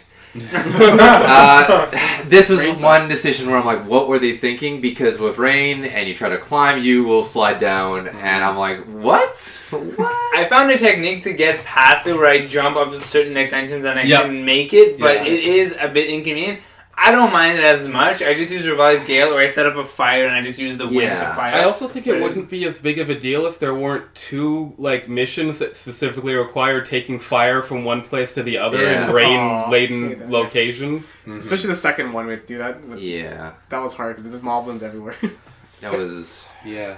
Like I appreciate the challenge a little bit, but I think it went a little bit too far. Where it's like, oh, okay, Well, I I think it'd get be really it. cool if you could just have like more anti-rain technology, like maybe Yeah. you have an Yeah. umbrella you can carry, or like an umbrella hat that would so you can carry your fire under your giant umbrella hat. And I could see the Or maybe some hooks The little to- Yeah. Sheikah girl, or who is an old lady. I could see her making an umbrella Yeah. hat. Like that's exactly like sort of in her personality and everything. I've invented this Yeah. amazing technology that will, at the press of a button, repel all water around you, and then you get it. And it's just Yeah. like pring. Yeah, or like some- Ishika said, right? Just like Yeah. a bubble Yeah. or something. or some hooks so that you could just like hook yourself into the wall and Yeah. you'd Oh, move that'd be slower, cool. but That would be pretty you wouldn't slow. be drowned by the. I don't know. There's something fun. they could have worked around. I think it was kind of sloppy. And I got another weird gameplay question is, what did you think that they made all the mini games now completely optional? That you don't have to do any of them anymore. I think it's ones? great. I think that's Yeah, fun. that's, Well, that's the smart move. You think of all the mini games like the archery game Yeah, or like that's a smart move. beat this guy in a race, horse race. You Oh, usually get yeah, heart yeah. pieces, things. You have to do Very any of smart. them. Well, no, you have to do the bird archery thing that's super easy. Yeah, That's Yeah, easy. that's the only one. I think that's the only one. But like now you don't do any of those. I guess we call them used to be annoying mini games. You get one piece of heart and things like that. No, I'm really happy because there was something I was doing. I was like, I don't want to do this right now. I'm not going to do this right now. Because I'm yeah, gonna focus on I having think a fun. lot of the mini games are really good though. Like the shield surfing The was. shield surfing's awesome. Really Yeah, shield fun. surfing's cool. The bowling is great for money. Yep, very good. Money. Once you figure out like there's The like exploit, traits, yeah, there's basically. you just I'm rich now. Yep. That's fine. Like that's That how was I very afforded my nice. house. I'm Yeah, like yeah, that's how I built my house. I found the snowball thing. I'm like, if I stand here, I just win. Yep. Looks like I have a house. How much you I don't get? know if that was intentional or not, but I'm Yeah, I don't really know. happy It was- they I don't. I never that's did the thing. mini game. So there's this bowling mini game Yeah. that if you stand in this, if you figure out if you throw over this guy's head or something, there's a few ways to do it. Yeah, Everyone, there's a bunch of ways. but it's really easy to get a strike, and you get 300 rupees. Oh. In like one shot. That's how I was able to get the 10,000 for the goddamn fairy last year. Holy crap! So That was actually really easy. I didn't even try for that one. But it's great because then I could afford the house because I was like really like part of what annoyed me was that there's I think one item that you can't replace. Like you can replace it, but the text changes. I think it's one of Mifa's two items, either her spear or something else. Because I think you get two things. Yeah, there's a trident. Another trident you get. But it's a separate quest. Yeah, but there's but if you break the first trident you get, the text changes to it was repaired by that old Zora man instead of like it was this adorable wedding gift sort of thing. Wow. So like that's why like it cut my progress because I'm like I need to make this house because I need to make this house so I could put the thing on the wall. So I have this like museum of I don't want to use these items. Yeah. Kind of a nitpick. I kind of wish they made the house more of a traditional quest before you did any of it. Yeah. So then you're like, hey, you can store your precious items in here. Mm-hmm. Wink, wink. I wish it was more clear. I wish it was more clear you could do that. Yeah. One thing on top about the houses, I kind of wish it's kind of like in Skyrim or something. There's a chest you can just store all this. Yeah, that'd be nice too. Instead of just like 3 of each. Yeah, thing. It's like, nice. not enough room. I do wish that when they actually made the houses that you could select more than one option because I kept thinking, alright, weapon mount, wait for the animation, weapon mount again, wait for the animation. I would just pick like a bunch and then just do that right out. Yeah, exactly. Get a menu and just to avoid the tedium. That is nitpicking, but it saves some time and I will say, just thinking about the house, that it's nice that the play Zelda game where money actually mattered for once. Yeah. Like, I mean, I explored a lot, so I always had like lots of money, but I was always spending it. I was getting it, like whether it was weapon upgrades, the Great Fairy, the house, arrows was smart. Yeah, buying stuff from Beatles, so I have to do stupid quests. Like, I will admit, like I like that. Like for once, Zelda games actually gave you something to spend money on because most Zelda games. You get the big wallet, you're like, well, bought the one item you needed 500 rupees for, now I'm going to max wallet for the rest of the game. And it's nice that money meant something in this game. You had to spend money. Yeah. Also, it's great to sell your materials, like all those rubies and stuff. I was amazed how much money Beetle has because I was selling a lot of rubies. I was like, this guy has a lot of dough. Well, Beetle was really entertaining. Are you stalking me now? Because I don't like you. Get away from me. Also, that other guy, the Monster Shop, that's also really cool. Yeah, being able to have all your materials and get the you can sell them and get some real cool gifts. And Pikongo was a really big help. The old white guy that if you show him your slate, he's like, all right, I'll give you an idea of what that guy was super what useful. Thing, yeah. Thank goodness. Because they give you a picture of trees. I'm like, thanks. Oh. That's gonna be so much fun. Yeah. Mm-hmm. And the moment I talked to him, I'm like, oh wait, it's south of here? Done. It took me like 2 minutes. That was way easier than I expected. Yeah, that was awesome to figure that out. What do you guys think about in terms of like interacting with the environment? Because I feel like again there's a lot of just freedom. Like there's like all kinds of things where you think, could this work? And you're like, oh, it worked. Like was it making fires, like burning things, the or like physics was great. Like, really give them credit for again like when I give them think of how you went from kind of something like Skyward Sword to this and like that jump. Huge. It's amazing. It's one of definitely like the strongest parts of this game. Is just the amount of variety you get in fighting or exploring this world. I absolutely love it. Yeah, really cool. Like the fact that you could shield surf and fire arrows as like Legolas for Lord of the Rings. I even do like some of like the negative things. Like I laughed so much the first time I accidentally tried to use a bomb arrow in the lava place. Yeah. Let's go! That makes sense, I guess. I don't know if any of you guys did this, but in the last memory, like it's in Impa's house, and there's like a painting, and I want to take a photo, but the photo, like the room is so dark, so I put some firewood, flint. I lit a fire in the house so I can get like a bright photo. That's funny. Whatever works, and they let you do whatever you want. There's so many ways to get around things using the environment. Yeah, and that's again the puzzle. Like the puzzles, I feel like they really took them to a next level. Like some of the shrine puzzles, some of sorry Jeff, what was his name? The parrot guy. Oh, Cass. Like some of his like little puzzles we had to figure out, just really creative and fun. And really made you like, kind of think of the environment. Like, do you guys get the deer one? I think so. Deer one? Like it's one where it's like you need to ride in something that has a crown of. Oh, cool. Oh, okay. No, I you need to ride a deer. Oh, wow. To the That's Princess Mononoke's. that That was really annoying because I killed the deer and I'm like, okay, when will they reset? Going like Red Moon, like, alright, gotta wait till the Red Moon to get my deer back. there's also, I love that all the elemental weapons have like additional uses. Like you can use them to cool or warm yourself. You can use even the regular metal weapons to solve the electricity puzzles. You know, I love all those cool little touches there that you know a lot of people probably wouldn't encounter. Like even if you discover like the ice weapon keeps you cool, it might not cross your mind that the reverse could be true as well. I didn't even know that. Yeah, all kind of neat things like that. Although I will say after watching it, you're like, you know, it would be cool if you can register a bear. Yeah. Oh yeah. Or the stall horse. Yeah. That also would have been cool. Or the king of the mountain. Or the king of the mountain. Yeah.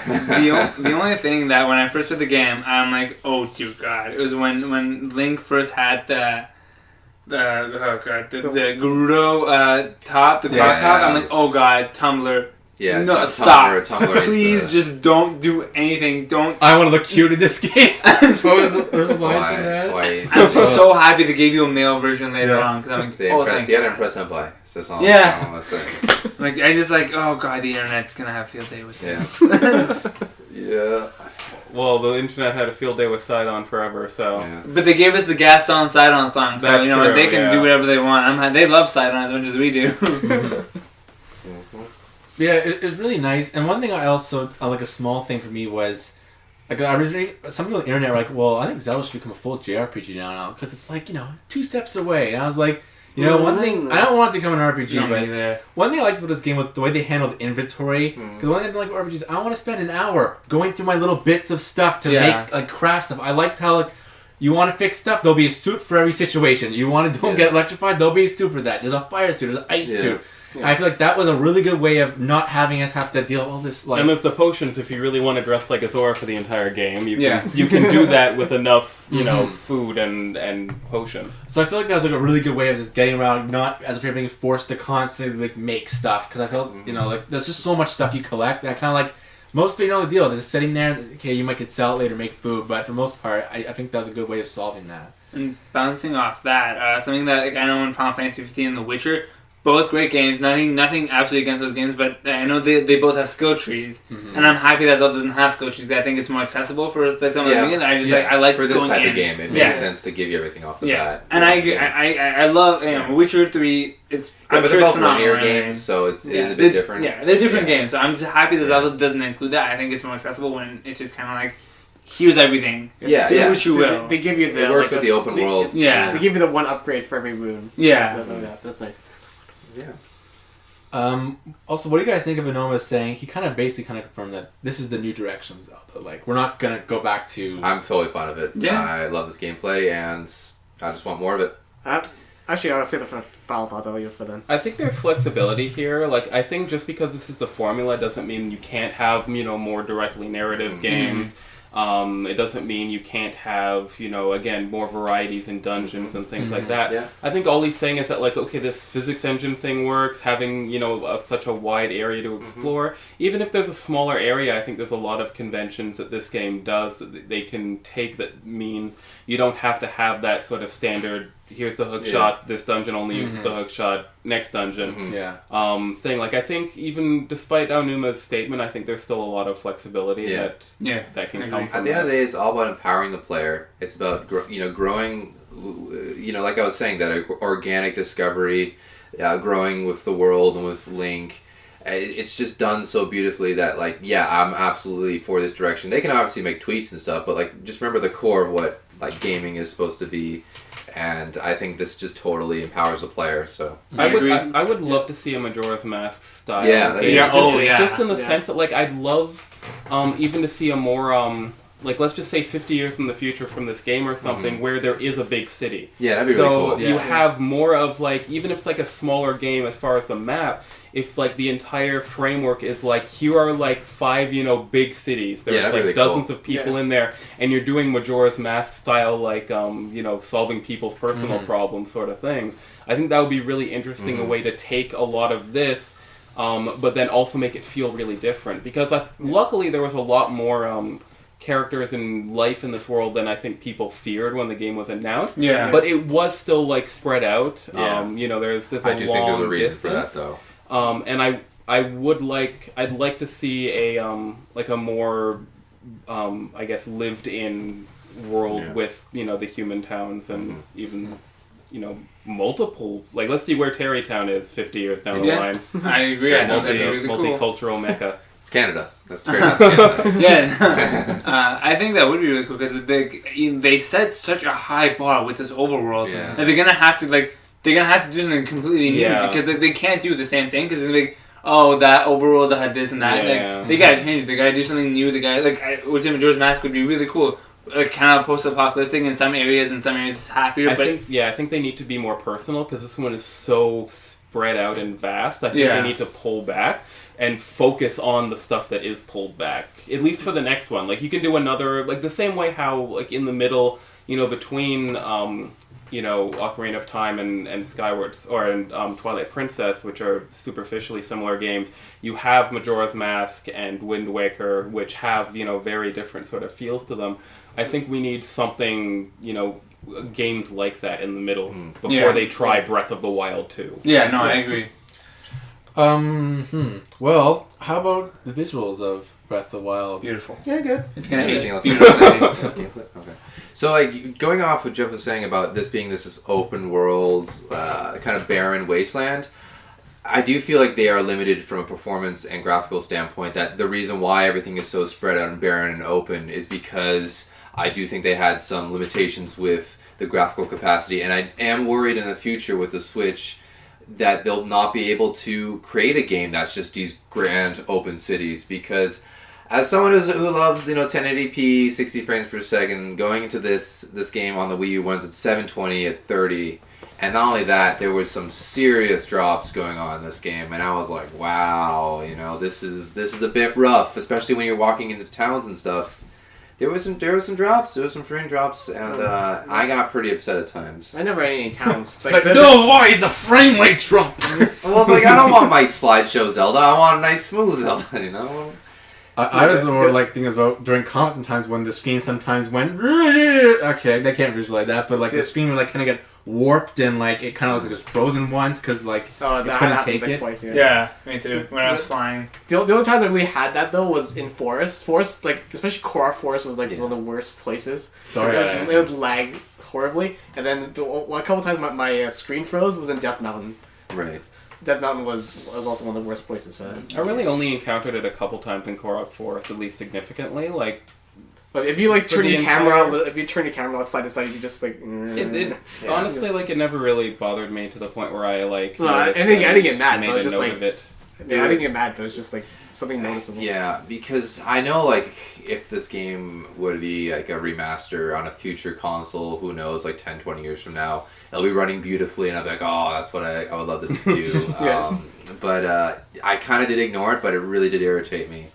And I was really frustrated there. That being said, the art style in this game is beautiful. Yeah. It's so lovely. It's gonna age really well. Yeah. Like even though it's associated, like when you're on these grasslands and you see the sun hit the ground and you see the grass, like the waves, and it's gorgeous. This game's gonna age well. It's stylized. It's gonna look beautiful 10 years from now. It's gonna look beautiful. Maybe 15 years from now. I don't know where games are gonna go. I just want to see this game in 1080p 60 frames because I think it's just gonna age. It's gonna look so good if it's running. One thing I was thinking they would get rid of in the future is the fog filter. Right. Yeah. Because I felt like you looked over the plains and it's just a little bit blurry. I'm just like, what is that? And that's why like when I was talking about the Switch being kind of graphically limited, I was like, man, if this was a more beefier, powerful console, having this stuff be removed, I would love it even more. And don't want to come off like a Debbie Downer, but this I have to knock it for that. But luckily the gameplay was just so good that I ignored all this stuff and I was able to see through it. But still, this is something that was on the back of my mind.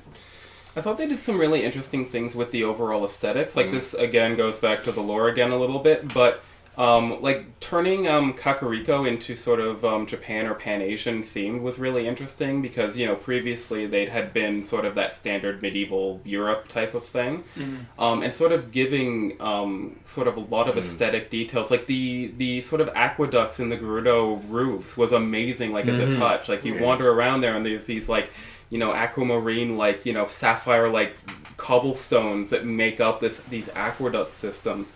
The overall art style I think was really good. Like it was more stylized than Ocarina or Twilight.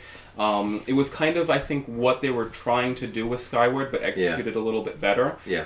There wasn't anything, overtly cartoony like those stupid gophers from Skyward Sword, but there were still, like, Gorons had those, like, wide-eye expressions every so often, which was kind of funny because normally they're, like, just black, so and sometimes they're, like, adorable. They do, like, the wide-eye, like, with, like, the whites of their eyes, like, oh, they have normal eyes in there. The aesthetic decisions for the Zora to make them all different, or a lot of them different animals was great. You have, the hammerhead shark, the different fish, the manta ray, and the king being a whale for some reason. Ignore that. The Rito village having, like, all the different, even something as simple as the feather really patterns was really cool. Their leader being an owl. That I love that. Cool looking. Also a fun callback to Zelda where owls are important. Yeah. Even just the design of their town was a great looking town. Really great.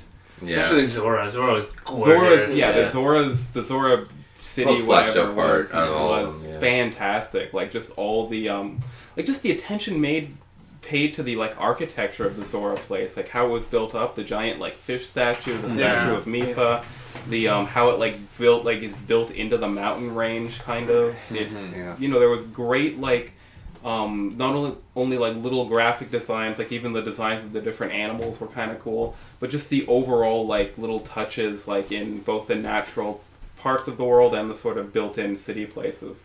And there's kids running around. Oh, I love that so much. The second I saw, like, a baby Zora, I'm like, I took so many like creepy photos, like, with the Zora, like, hey, it was like, and it was like, you stay there, kid. I'm taking photos of you, and the kids pose, which is nice. No child Gorons. Yeah, you can get characters to pose. There's child Gorons. Yeah, there's little kid Gorons. I remember one of them. Yeah, there's just so many baby Zoras and birds that I forgot. Yeah, they're adorable. They're adorable. And even the Gerudo have little kids, which is cool. Something that was really, really special to me about this game, I think it's because we all grew up. We were all around the similar age, and we grew up at a time where games had a lot of mystery. And I think a lot of games lose that now. You have internet, you hear about everything before it comes out. Like, here's this fighter, here's this fighter, here's this fighter, here's this area. I avoided everything. And I explored so much, and there was so much to discover, and I'm so happy that I avoided everything. And if anyone, like, I'm sure if you listen to this, you've already been spoiled pretty badly, but don't. I'm gonna do something for the next one. I'm not gonna look at anything. I avoided all the trailers, all the gameplays from Nintendo Treehouse. Just because I wanted to explore everything, and they were showing so much. Yeah, I often just with media in general, just like look at enough of it to be like, okay, I'm gonna play this thing, or I'm gonna buy it, or I'm gonna rent it, or whatever, and then just stop, just like with movies or games or anything. And we've all been gamers for a long time, so we can generally see something and we're like, hey, I like the animation, like the gameplay, I can see where this is going. I am interested. Well, one thing I like is the fact that even, like, now people are still discovering things in this game, whereas I feel like there's so many games, like 5 years after, well, the entire game has already been on the internet, you can look it up. I mean, except the only thing was weird was it was after 3 days, some guy had already found 900 Korok seeds, like that crazy guy. What? How? How can you do that? That was my answer too, like, how? Except for that, and I just clicked it, like, I'm never gonna look it all up. But outside of that, like, I just love that there was so many, like, weird little things that people found, and it again, we live in this internet age, but it kind of is a weird way. It kind of felt like this weird, like, old school, like, hey, did you find this one little thing? Like, people like discovering these little things. I bet there's a super secret in the game that, if you ever watch, like, game trailers, Pop Fiction, or whatever it's called. I guarantee there's gonna be, like, some crazy secret that this game's gonna have that no one will be able to find 10 years from now. You have to, like, crouch down in front of one of, like, the Zora, like, tablets with their things. I just know there's one of them in there. That's some mind-blowing thing that would be like, how that's I really hope so. I really hope I'm like, oh my god. I know there has to be. I guarantee there has to be or maybe they're just missing. Just a minor thing of presentation, but I also really appreciated Ganon's castle, because that was the first time that it was actually a castle you're exploring. Like, there was a library, there was a kitchen, there was a dungeon.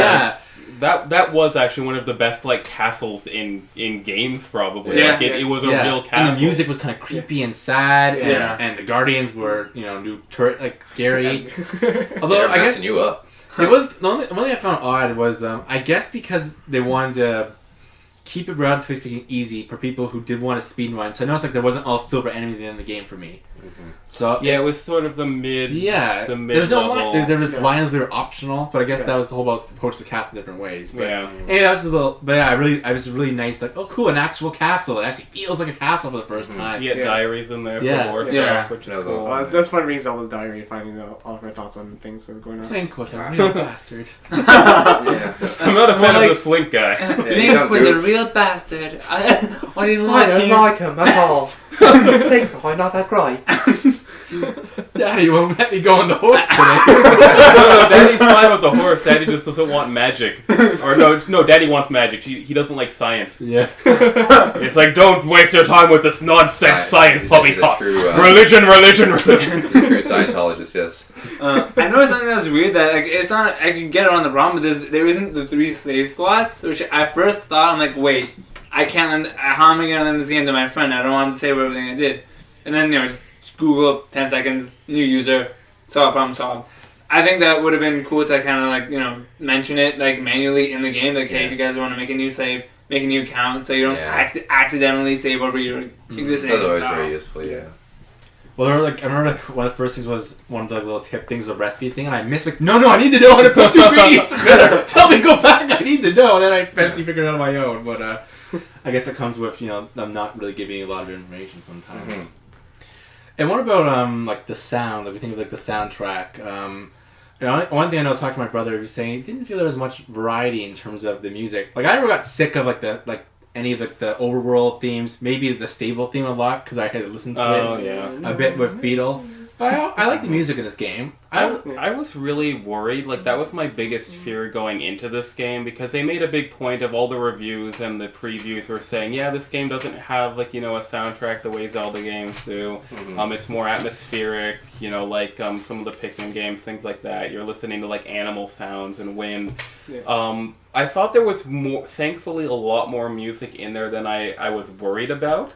The composer for this one is the Animal Crossing woman, which I think was a very inspired touch. Because usually it's, Koji Kondo who's doing the sort of, he's at least running the, overseeing the music. And he has that kind of slightly, bombastic, general game soundtrack thing. But I think using someone who's more used to slow-paced games made sense. And even pieces of music like the Talus fight, which aren't like super exciting, but I think they're exciting, and it's a great sort of subtle but still like energizing theme. I think overall I was still a little bit disappointed, if only because Zelda is so well known for so many different songs. Like so many of the games have music built in from the ocarinas or the wolf howls, which were just the ocarina songs, wolves. Wind Waker even had, so many, iconic sort of music. This one didn't really have that level of iconic songs. I mean, the most iconic song in this game was Rito Village, which was Wind Waker's song, at least to me.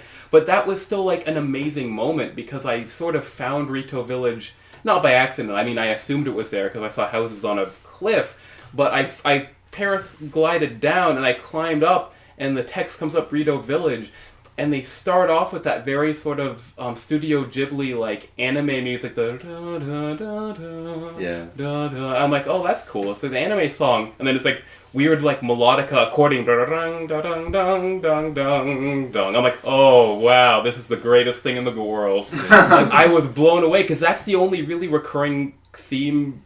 Yeah. Aside from like the little horse jingles and Cass playing Epona's song, you don't get like the Kakariko Village theme. You get Zora's Domain is a little bit in there, but not really.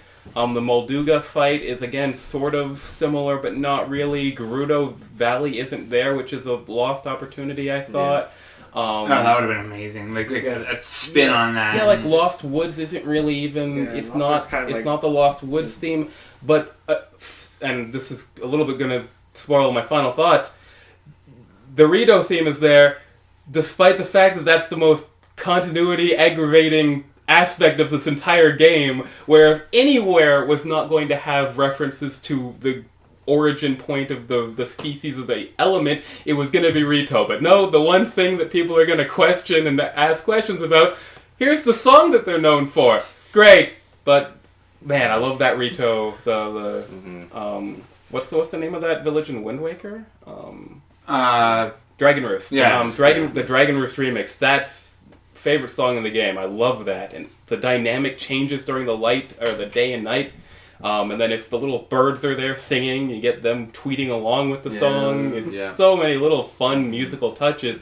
Even though I'm disappointed with the music, man, they did some great things. Yeah, I like the music though. If you look at what the game is trying to do, story-wise, with that whole aesthetic of that overarching theme of you screwed up and it's melancholy. Yeah, I liked it. And I like the generative musical aspect of it, whereas the piano would just kind of chime in whenever you feel like. And I think from I'm interested in generative art and generative music.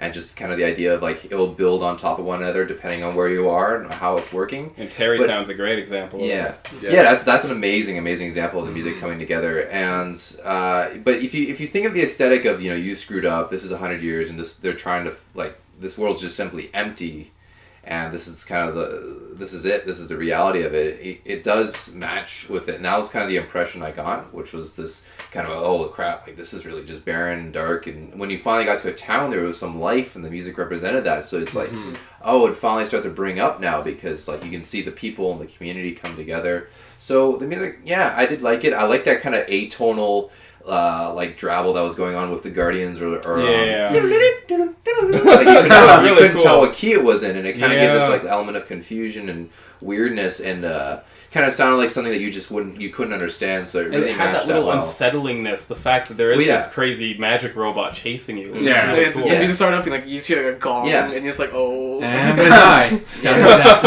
die. Yes. So because you couldn't find what you can't tell what musical key it's in, so it's just kind of all over the place. So I do think it works. You do make some good points on it can be a bit forgettable at times, but I feel like that was what they were going for. And I think that also it does. As much as I love the Zelda music in general, and I think that to its advantage is it made moments where finding Rito Village that much more powerful. I mean, if it went from dun dun dun dun dun dun I don't think it would have worked. I wouldn't have had that impact of that sort of that introduction leading into the remix. It would not have had the same impact as it did. Exactly. Which is great in that sense. I think it works towards its advantage because the game is huge, right? It would be cool to have a sweeping score, and I think the trailer songs they use, the overall theme of the game, the main theme of the game, is really good. Yeah, that song is beautiful, and it's one real sweeping score.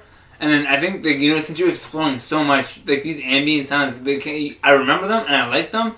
But I agree, they're not as grand as other Zelda games. But I think in this case, it works to its advantage.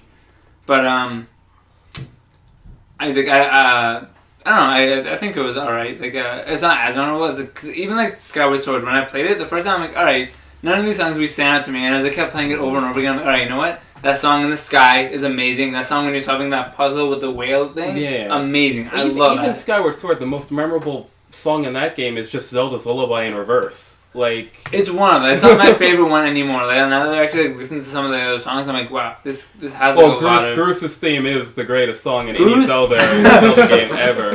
The greatest character in it. Yeah, he needs to come back. Along with Tingle. Groos and Tingle's Magical Adventure. I cut off Michael, sorry, I thought he was going to say something. Oh no, I kind of agree with mostly everyone is saying, and I remember, why is there no epic score? I'm like, well, in some ways, kind of going back to what we were talking at the beginning, it's this is not, I'm going on a great adventure to beat evil. It's as you said, you lost. So it's you're not going to have the grand epic theme because, you're kind of not the hero who's going to win. It's you're a failure, good luck. And I think as you guys are saying, because it takes sometimes hours upon hours, in my case, because I go off and explore and lose myself to get to the village, okay, now I deserve this, and now I get the nice, the village theme. Well, it's not even the epic stuff that I was missing. It was the stuff like Song of Storms and that one quest had it, and Epona's theme and things like that. Yeah, you get Epona's theme with Cass there. I wish Cass would have played more classic themes other than Epona's theme. That was a missed opportunity. Yeah, he's a bard. If you just all of a sudden da da dum da da dum dum da da, that would have been great. But no, he's just I know Epona's song and the main theme of the game. Which one do you want? And my own theme. I have 3 songs. You're right, he's a pretty lousy bard. What, you want to hear the same song again? No problem. Did he have a quest at the end? Because I think I got all of his things. He's like, I really want to visit my family. So I thought when I got all his quests... yeah, that was weird. He's like, I'm kind of lonely. I miss my kids. And I was like... DLC. Aren't you like 2 feet away from Rito Village? Yeah. So I was Is like, he hey, Can't you fly there? Because he's a pair, like his species wise, he's different than He's the a other Rito, because the leader of the Rito is an owl. Oh, right. And I forgot the owl, you know, yeah. Rivali's kind of a crow, heron, shoebill thing, and Yeah. Rivali's descendant or the white thing kind of looks like a gull or an osprey or something. They're just bird people. Yep. I love the Descendant, just as us. I know that was like my favorite out of all of them. Also, they But were you archers. didn't get to know him though. He's just kind of like I don't know. I want to take down the widow. He just got to me. I was like, yeah, you're an archer, and plus he's a father. I'm like, it's nice to see an actual character as kids and not just like I'm the young, teenager, 18 to 20. It's like, yeah, people who have parents or like 40-year-old or 30-year-old, whatever the age on species could be heroes too, not just the young. That was nice. So should we get to final thoughts? I just want to mention the voice acting. Sure. Even the voice acting. Is a bit. Yeah. It's a bit wonky. I know this is like their first time doing it, and they didn't really nail So it. give them a pass. I'm not really sure their first time doing it is an excuse. Like Yeah. all of these, like if anyone's to blame, it would be like directors. Like I think everyone was cast very well. I think the weakest is Zelda. Yeah. I like Zelda. He was alright. no, I think the weakest is that Goron Goron, guy. He was definitely. annoying. Oh my god. The kid one or the older one? The The older- kid one. Yeah, The one with the mohawk yeah. guy. The The kid. one with the mohawk. Yeah, like the new Two guy. lines. Hey guys, I'm a Goron. Let's go fight. Whoa, let's go. Like That it's is just I was not like, what he sounded like at all. Something like that. Something like that. I just like whoa. Just calm He down. sounded wimpy when I was Yeah. really hoping for That was his character. Yeah. Right, but he sounded just annoying. I was like, oh my god. That's his character though. You But like with you him. hear every single other Goron. They have these like really deep voices. they're And I just- think he could have pulled off the wimpy thing with that, and it would have been a nice juxtaposition. But he's like, Link. No, he had a completely different tonal quality to his voice. I don't know why you're going to. I'm a nerd. No, he I had didn't a like much. it. I just He had a much more airy, deep, like almost as if like he's speaking out of a clay pot, which is perfect for a Goron. I thought he was fine. I thought the old Goron, Daruk was great. Drew was great. Yeah, the old one's awesome. And Urbosa was great too. Urbos was one of she the was highest, great, yeah. the best acting jobs. Yeah. Rivali I thought was good. Again, I love how much of a jerk he is. Really like. I just laughed because I was like, really like Lincoln. I've always been so Falco. Yeah, Link was laughed. great in this one. Yeah, Link. Link Oh, has great yeah. voice. I think it was like I don't mind. I think like the Urbosa and her daughter or whatever did well. I do think it would have been really cool. Like I think it maybe it's slight missed opportunity. They had like kind of like an Arabic actor kind of like take over that, so you get like the accent in that that would voice. have been so dangerous. But no, From, I don't mean like really like stereotypically like that. I mean like they have like the tone of that kind of thing. Like like yeah. One thing that's funny. One of my friends mentioned is that when it's just overworld NPCs, you can really tell that they're voiced by Japanese people. Yeah. And then they switch to the actual cutscenes and they're into English voices. Yeah. But just speaking of sound, I love the fact that with the Gerudo, they made the Gerudo language a part of it. Yeah. Savok and Sav and all that Yeah, stuff. that was That's really cool. And Yeah. you didn't really get that with the other races, but that's fine. I guess Yeah. Gerudo are more cultured. I guess the thing about like to me the voice acting in the game is I feel like unlike Metro the Other M, which to me is the only other example of like a big title using Nintendo title really using voice Star acting. Fox. Fire Emblem. Yeah, well, no one cares about that. That's And Fire Emblem doesn't really have that much. I mean, on the scale. What about ukulele? That's the best voice acting. That's the best. Alright, that's another episode. I love that, so I'm not because that's my favorite. So anyway, but I just feel like something like other M where it's like, well, we're not going to do voice acting in the next 15 years. I don't think anyone's going to be like Zelda, like, let's go back to no voices again. I feel like people, it's I like, think it worked, yeah. I worked, Yeah, and I think it added. Again, like, yeah, it could have been better, yes, but I feel like it did add to the story. Yeah. And I feel like, unlike Metroid, where people are like, no voice acting ever again. Ruin the franchise. Well, I know I do Donald Trump right now, but. No voice acting for any Nintendo game ever again. It's wrong. Don't like it. Bad. Sad. Sad. Fake voices. They're using. Anyway, so I feel like in that sense, I want to keep doing voice acting. Yeah. One day I'll hear it again and sounds like not today. Yeah. Maybe next. The voice acting just helped so much with me getting more involved with the story and actually being able to connect more with the characters. I think my biggest complaint with the overall voice acting though is that throughout the entire game, maybe there's only 5 lines that Sidon has. Yeah. Would have loved to hear more Sidon. Yeah. He was fun. Just more Sidon in general in every game. That's a great spin-off. Let's just use the Breath of the Wild engine for Sidon's adventure. Right. Yeah, I'm just wondering how much voice acting they should incorporate into Zelda. Should every character be able to speak? No. I think the amount that they had was great. Keep it sparingly. Yeah. I think in general I would have liked a few more cutscenes, especially with the new generation of characters. Yeah. Because that Goron guy that you guys hate his voice so much for some reason, he only has 3 lines aside from the help sort of things. I don't hate him. I think he was fun. I'm just I don't like him. I think they were all serviceable. Mm-hmm. Yeah. Except for a few exceptions. I grew to like Zelda more. I grew. Like voice. She warmed up to me. You're using the wrong British accent there, but close enough. Urbosa was great. I don't know why Zelda's dad didn't have a British accent, or no one else. That doesn't make any sense. That's what got me. I was just like, why she have? Maybe it's the Hylians. Maybe the posh. Maybe her maidens or something. Her mom's British. Her father. British on her side. That gives you a British accent? No father. No father. No father. Because the king didn't sound like that. No, he wasn't that mean. He just really didn't want the world to blow up. Yeah. And his studying was all my research says science isn't the way to go. Stop playing with those robots. I don't know why, but I don't trust them. It's no, father, you're wrong. These robots are going to save the world. And it's okay. You need to go up to the mountain and figure out magic because you suck at it. Yeah, cross the mountain, pray in front of a stone. That'll help. She gets back and he's crushed under a guardian. It's this is what science does. He beams him right in the face and he blows up. Oh this my is just god! One climate change is a hoax. It's just secretly don't believe the science. Speaking of Zelda, did anyone know where was she for the 100 years? Was she in Ganon's Ganon? dark cloud or something? Yeah. I was wondering about that. And in a time Was she capsule. inside of him? She used that technique that Skyward Sword Zelda did of freezing herself in time, but she could still do stuff, I guess. Oh, okay. Because that is what Chris is. Because she kind of just appeared out of Ganon at the end. And I'm just where did she come from?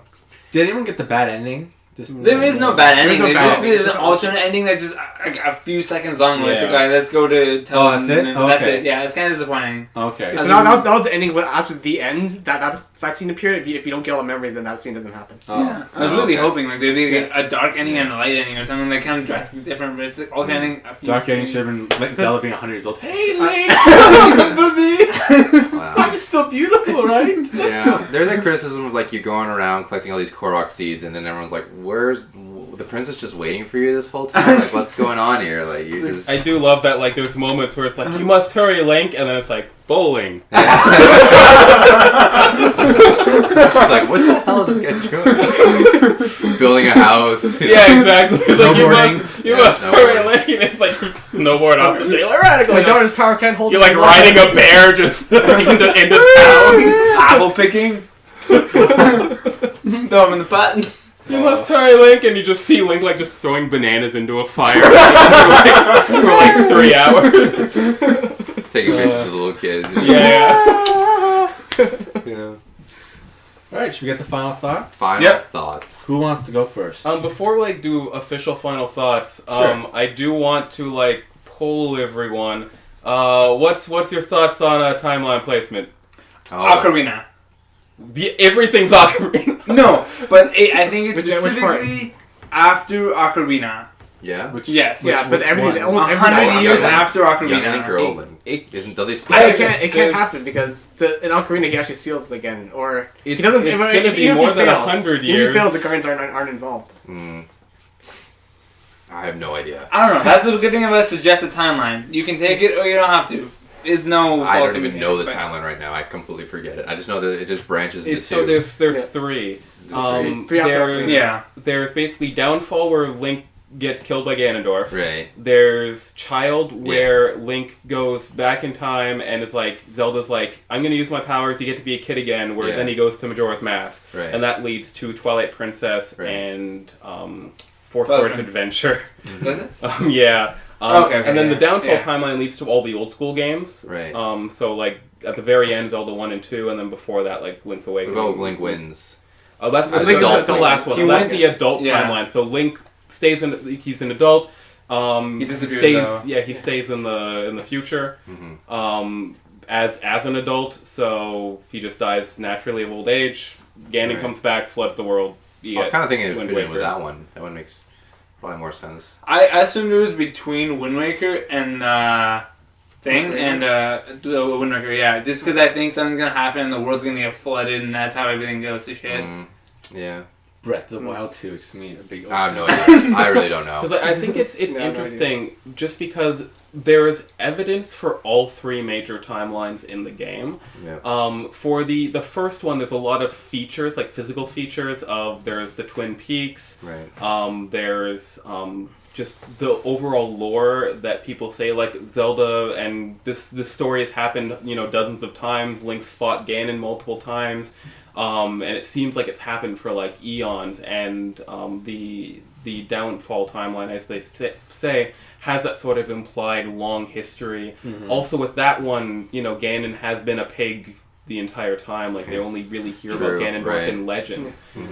For the Child timeline, which is the most popular one, and this is most popular because near the game, or somewhere in the game, one of the flashbacks, Zelda has the line, whether Skyward Bound or Wrapped in Twilight or Adrift in Time. Yeah. So all three of those games fit in that sort of Child timeline where you get Twilight Princess confirmed, Skyward Sword, Ocarina of Time. So that's where most people are saying, okay, it's got to be here. It's just like 10,000 years after like Four Swords Adventure or something.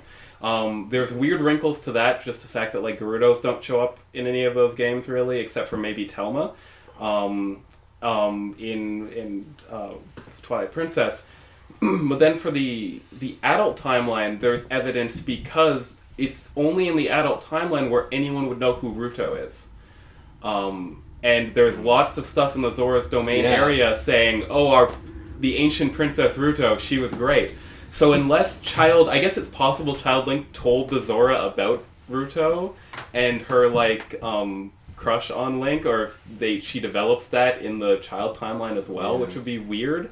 But there's heavily implications that Ruto went through Ocarina of Time story in Breath of the Wild. So I'm curious if they're going to address it, because famously they don't really care and they just sort of slap it on last minute.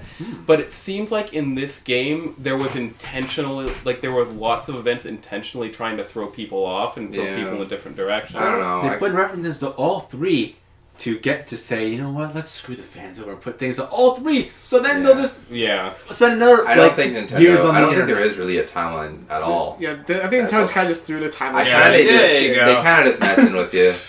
I really don't like the only ones that are obvious is Ocarina of Time and Majora's Mask, Zelda 1 and 2. That's the only ones. Well, no, Wind Waker has that incredible lore of Ocarina of Time happened, we flooded the world. Okay.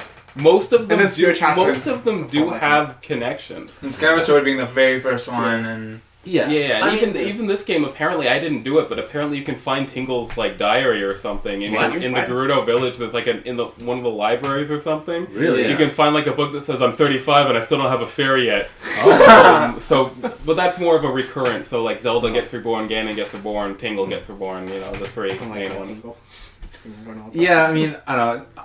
I personally like that. I know a lot of people are obsessed with the timeline. I personally think Zelda should be flexible for story reasons. So I mean, it's cool they have Act. It was chock full of different references and things on the map and you're talking all the things you're talking about. Well, even my biggest frustration were and what a lot of people at the beginning, at least people who like the story and lore like me, were upset about is why are there Rito here? Rito or Zora's? There's Zora's over there. He's very handsome. She's pretty. Why is there a Rito also here? So it would be very easy to just say, okay, this is just it's a new race. They're just calling themselves Rito. It's a word in ancient Hylian that means bird or something. Let's just go with that. But then there's the wrinkle. If you look at their body shape, they're nearly identical. Like the Zoras and the Rito have the exact same proportions, versus the Gorons and the humans have the more human or Goron proportions. So it's like, was that intentional too? Did you make them look like each other because of the previous game? What's going on? I have no idea. Sounds like a solo run episode. Just on Zelda timeline. Seriously. So, should we move to final thoughts? Final thoughts. Who wants to start? Well, Go ahead. I guess I will start. Like I mentioned before, what a game means to me is to be immersed in it, is to lose myself in it. I think Zelda encapsulates all what I'm looking for in a great game, and I've grown with it. I was obsessed with it, and I got my money's worth out of it, which I need to pay Nathan back. I just realized. I really thoroughly enjoyed this game. I give it a 10 out of 10 because, to me, gameplay rules above all, and I do have my nitpicks, and they are valid concerns, but it just simply made me feel like a kid again. It made me feel like I was just a young kid playing Super Mario 64 for the first time, and I haven't felt like that in a really long time with a game. So one thing when I asked myself was, when I beat a game, is like, I just want more of this, and that's a great sign. That's a sign of a perfect game. It's like, there's very few games where I'm like, yep, if I've done one, just give me more. Get my DLC? Yeah, absolutely, because I just want more, and yeah, I'm absolutely willing to pay more because it is worth the money, and it is a thoroughly great experience. Kudos to Nintendo. Hats off to everyone involved in this production. It was brilliant. That should be on the thing. Victor says 10 out of 10 before Victor zoning 10 out of 10. Seal of approval. Alright, so I'm going to keep mine a little short, so I don't know if, like, going forward, every single Zelda game should be open world. I think we should go back a little bit to, like, maybe make a couple of games, maybe go back to the old school Zelda formula just to keep things fresh. But this was definitely, like, a shake-up that they need after Skyward Sword. Like, Skyward Sword was so linear. Then they was like, okay, we're just going to get rid of the whole linear structure, just to give this huge open world. So that was fantastic to be able to explore everywhere, having the freedom to do anything you really wanted. So that was one of the best parts of the game. Voice acting, I would welcome it from now on, as long as like they use it sparingly like they did in this game. They could work on it for like, they could probably like do a little better on it, but it definitely helped me get immersed in the story. And hopefully with the Switch, I'm hoping that like this wasn't the extent of the Switch's power, so maybe I think it is. Well, we'll see. But I'm the optimist, Victor. Maybe in the future we'll have another Zelda game on the Switch where it'll use the Switch's full potential and not just be hampered by the Wii U, because they want to create a similar experience for both consoles. So we'll see. Mehrshad? Yeah. Okay, alright. Before I start my final thoughts, I will say Michael and Nathan both messaged me the moment that they heard about the DLC. They can both say that I swore like a sailor. I was so upset that they gave DLC an amiibo. Yep. They had both have like textual evidence of that. The amiibo is a load of garbage. That's just... However, I have beaten this game. I love it. I love the direction that it took. I've never been a purist of thing like Zelda has to be this, it has to be this. I'm happy to see what they do with this game because I've always found the good in what they do. I love Skyward Sword for the things it did in Twilight Princess, and I love Breath of the Wild for all the things that it changed. I'm excited to see what it brings in the future. I will happily put the $30 down for a season pass, even if there's more than one. I will gladly take it. What Victor said, I felt like a kid. After exams and even during school, I found so much freedom and enjoyment. I found the designs gorgeous, the gameplay fun and exciting, and I've never explored like this in a game since I was a kid playing Ocarina of Time. I can easily give this game what means to me being a perfect score. Yeah. I can see why some people may not like it. I can see, why some people may think it's... Well, some people do love it and some people don't love it, but I had an amazing time. I can't wait for the second one. And this is proof that any game, no matter how long it's delayed, it's always going to be for a good reason. Yeah. I will happily wait 5, 6, 10 years for the second 15, 20. Thank you guys for letting me talk about it, because I talk about this for hours. But overall, I am so happy with what I got out of this. Okay. Jeff? So, unlike most people, one of my least favorite things about Zelda games are actually the dungeons. I'm like this about all sort of RPGs. like in Persona 3, Tartarus was like the most garbage thing I've ever experienced. I don't really like getting lost in holes. It's puzzle solving fine. I mean, the Zelda dungeons that I've loved the Yeti thing. I love the Beyblade section of Twilight Princess as well. That's so silly. Like there have been fun things in dungeons that I've liked, but overall, dungeons to me have always represented like I'm out exploring the world, I'm interacting with people. Now I have to be stuck in a hole for an hour and get lost and go to Game Facts and figure out what to do. This game didn't have that, which is amazing. Like its shrines were digestible. They were like, solve this one puzzle or solve these 3 puzzles. You're done. Here's a reward. Congratulations. Oh boy, here's a treasure chest. Now you're done. Go back and find a jungle, find a dragon, do whatever. So I'm glad there wasn't that sort of 1 hour, 2 hour chunk that I was stuck doing that was keeping me from the rest of the game world that I wanted to explore. Yeah. Even the main dungeons, as much as I wish they were more aesthetically varied, even though these guardians are big things, and there's still not really any lore into them, there's no real, there's not a lot of character interaction. You have the former champions talking to you throughout them. It's like 3 or 4 lines per dungeon, but that made the world of difference. Even though they were dead, they added a lot of life to those very sort of boring aesthetically dungeons. My favorite thing about Zelda games is, as you can tell, the lore and the species and the characters and sort of mythology that goes into place. And this game completely delivered on that front too. Like, the Zora have never felt more alive. The Gerudo don't seem like, they kidnap men anymore. Even the Goron, who I think are the weakest part of this game, you have that one beautiful line where Daruk is like, I wonder how the Goron's doing, and he sees the one descendant Goron looking up, and there's proof that other humans can see ghosts, I guess. Yeah. And there's this great moment between them where you kind of get that camaraderie, that sort of all the Gorons called Link brother in Ocarina of Time, and you get that feel. The Zoras, I can't say enough nice things about them, and I already have.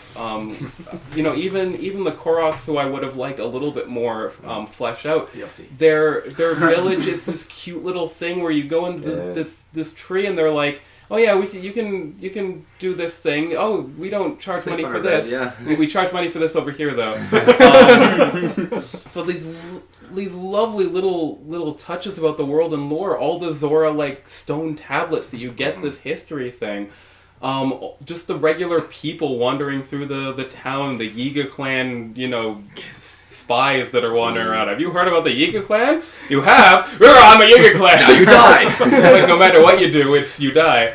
I'll take your life. There's so many little, even the Yiga clan, the whole fact that, the Sheikah are a race for the first time, but there's mystery there because Sheikah are supposed to have red eyes and almost none of them do. So are these genetically diluted Sheikah? There's so much wonderful things about this game for what I was looking for, and almost none of the things that I dislike about Zelda games. Right. I still think Wind Waker has a better Link. I think Wind Waker has a better sense of emotion. I think Skyward Sword has a better narrative progression, but this game is probably overall, in my opinion, the best that Zelda has done. Which is, it's weird. Zelda games have had better features, as I mentioned, like Ganondorf, not really in this game, disappointment, very bad, very sad. But Ganondorf Wind Waker is not looking like he's going to be topped, but so much was done right that it's very easy to ignore the disappointments. I guess my final thoughts are, I think I put in 135 hours in this game. I did go out and get every shrine, and I didn't get all the Koroks because that's nuts. You are saying that's nuts. Oh! No, they're seeds. But they're actually shit. It's a game where I feel so satisfied as a player. I put my time in, and I'm glad I beat this, and I'm not upset that this took too long or it's too short. I just feel it's a perfect length for me, and as a player, I just feel very satisfied beating it. Like Mehrshad, I also was pissed off about the DLC. But now I'm like, take my money. Like the easiest $30, I'm going to spend, and I know I'm going to enjoy it. I want to play more of this world. I want to do the cave ordeals or this new story. I mean, we talk about like so many sort of story related questions or different characters. I hope that person gets DLC. I hope there's a quest with that. Like I'd be down. I'd want to play more. It's just such a fun game, and I really like that. Again, all these things we talked about today, whether it was exploration or things like having money or like the mini games and all these things that I honestly feel like as a player I never was angry about them or upset. I feel like, I hate this part of Zelda. But then they just changed it all, and I feel like for about 95% I'm happy with the changes. It makes it's such an enriching game, and I don't want them to go back. Like, I'm sorry, Nathan. Maybe for handheld games, sure, because they're not going to they can't handle this. So maybe 3DS, but I don't want the console games. Switch is a handheld. But I don't want the console games to go back to the size of a penny with Ocarina of Time, or like the dungeons. As much as I love the dungeons, I love the old school. I think the shrines, like, wow, you never think of that, like having the freedom to beat these puzzles in any way you want, not just did you get this one specific item and put in these 4 squares. As much as I love that, I just think the freedom here just it's just so enriching. It really brings up the experience on so many different levels, and I think for the most part, the most decisions they made were right. Yeah. And I think that's why it's a 10 out of 10 game. It's a great game. I think it did above and beyond what most people thought. I think they broke a lot of real rules for a franchise that, quite frankly, probably didn't have to do that. I think they could have got away with just making, I don't know, Twilight Princess 2, and people have been like, 10 out of 10 again! They could have played it safe, but a lot of criticism of Nintendo recently is they're playing it safe with too much of a lot of their franchises. And I think, what I like Nintendo the most about is find the core of what these franchises are about. And with Zelda, it's exploration and lore and characters and kind of just being able to be empowered as a player. And they changed the formula and they adapted it towards modern times. And then they took influence from what other great games around that's going on right now and improved on it and stepped it up. So instead of being this company where if they were to put out a safe Zelda, I would get annoyed because it's the same problems as before, and there's all these other games doing all these cool innovative things. Now they're on the top now. Nintendo's on the king, and I want to see what the other games and all the other companies are trying to do to top this or match this. So, and I guess one other thing I should say that's pretty super important is that someone who bought the Switch for this game. Yeah, I'm happy with my purchase. Like, the Switch was expensive, we talked about it before, but I'm not right now feeling now my Switch is not going to do anything in a couple of months. But you know what? I got this amazing game on this console. I got to play it on the go. I got to play it on the small screen and with the Pro Controller, and it worked. And I think it's pretty important to say, like, this was a game that kind of, to me as a player, proved that the Switch can work. It can work with these great games and played on the go. And I'm looking forward to CD3 if we're going to get these more games like Breath of the Wild, because I'd be willing to play them. And I think that was important for me as a player to think, I didn't think the small screen at first could handle something like Zelda, but it did, and I wasn't like annoyed or dissatisfied. So, yeah, it's a good game. It gives me hope for future Nintendo games, because if they can take their existing franchises, find the core of it, and then adapt and really improve it for modern times and create something crazy new like this game was, then hell yeah, bring it on. I'm more excited now for Super Mario Odyssey now, because I'm excited what they're gonna have in store. Yep. Yeah. That's why maybe a Metroid game. Maybe a Metroid game. Or F-Zero. That's why we'll have you back at E3. Yeah, we'll see. Just a quick thing about what Jeff said about the whole Majora's Mask thing.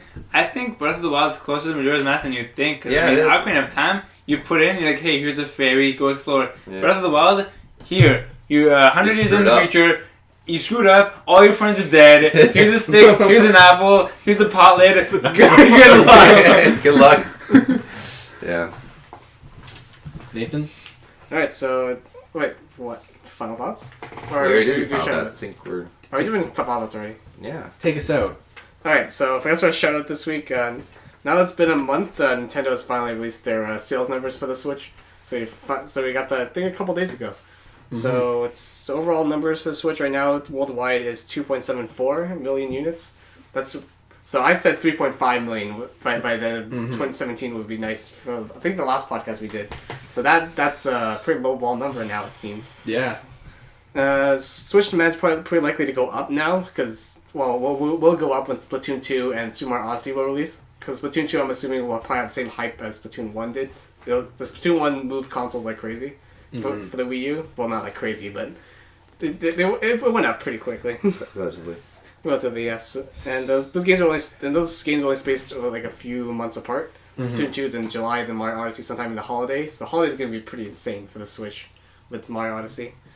So Breath of the Wild, they also released their numbers, so it's been sold at more than 1-to-1 with the console. So Breath of the Wild sits at 2.94 million How many units. copies do you buy, Nathan? 3, 4? I bought one. I bought one, come on. He bought 2, and I just haven't paid him yet. Oh yeah, true. Oh yeah, true, I did buy him one. No, So, I have heard that a lot of, like, some of my friends who are PC gamers did buy the game so they could support it, and then they did play it on the on the PCs because they didn't have the console. Well, it's not there yet, but soon. Yeah, but I mean, they wanted to help support. Yeah. They wanted to kind of show their support. Of Well, things. that's more of a comment on the hardware of the Switch. Yeah. Yeah, so and some people have bought copies of the game because they're gonna get Switch later. Yeah. They're just like, okay, I'm just gonna buy this now so I have it when Exactly. The Switch comes out. And so Breath of the Wild is 2.94, and that's not counting almost like a million Wii U sales, like 900,000, I believe, for the Wii U. So now the Wii U is finally done. And the Wii U is finally The last nail in the coffin, a nice rusty nail. What it was a good nail though. Yeah, it was a good way to go out.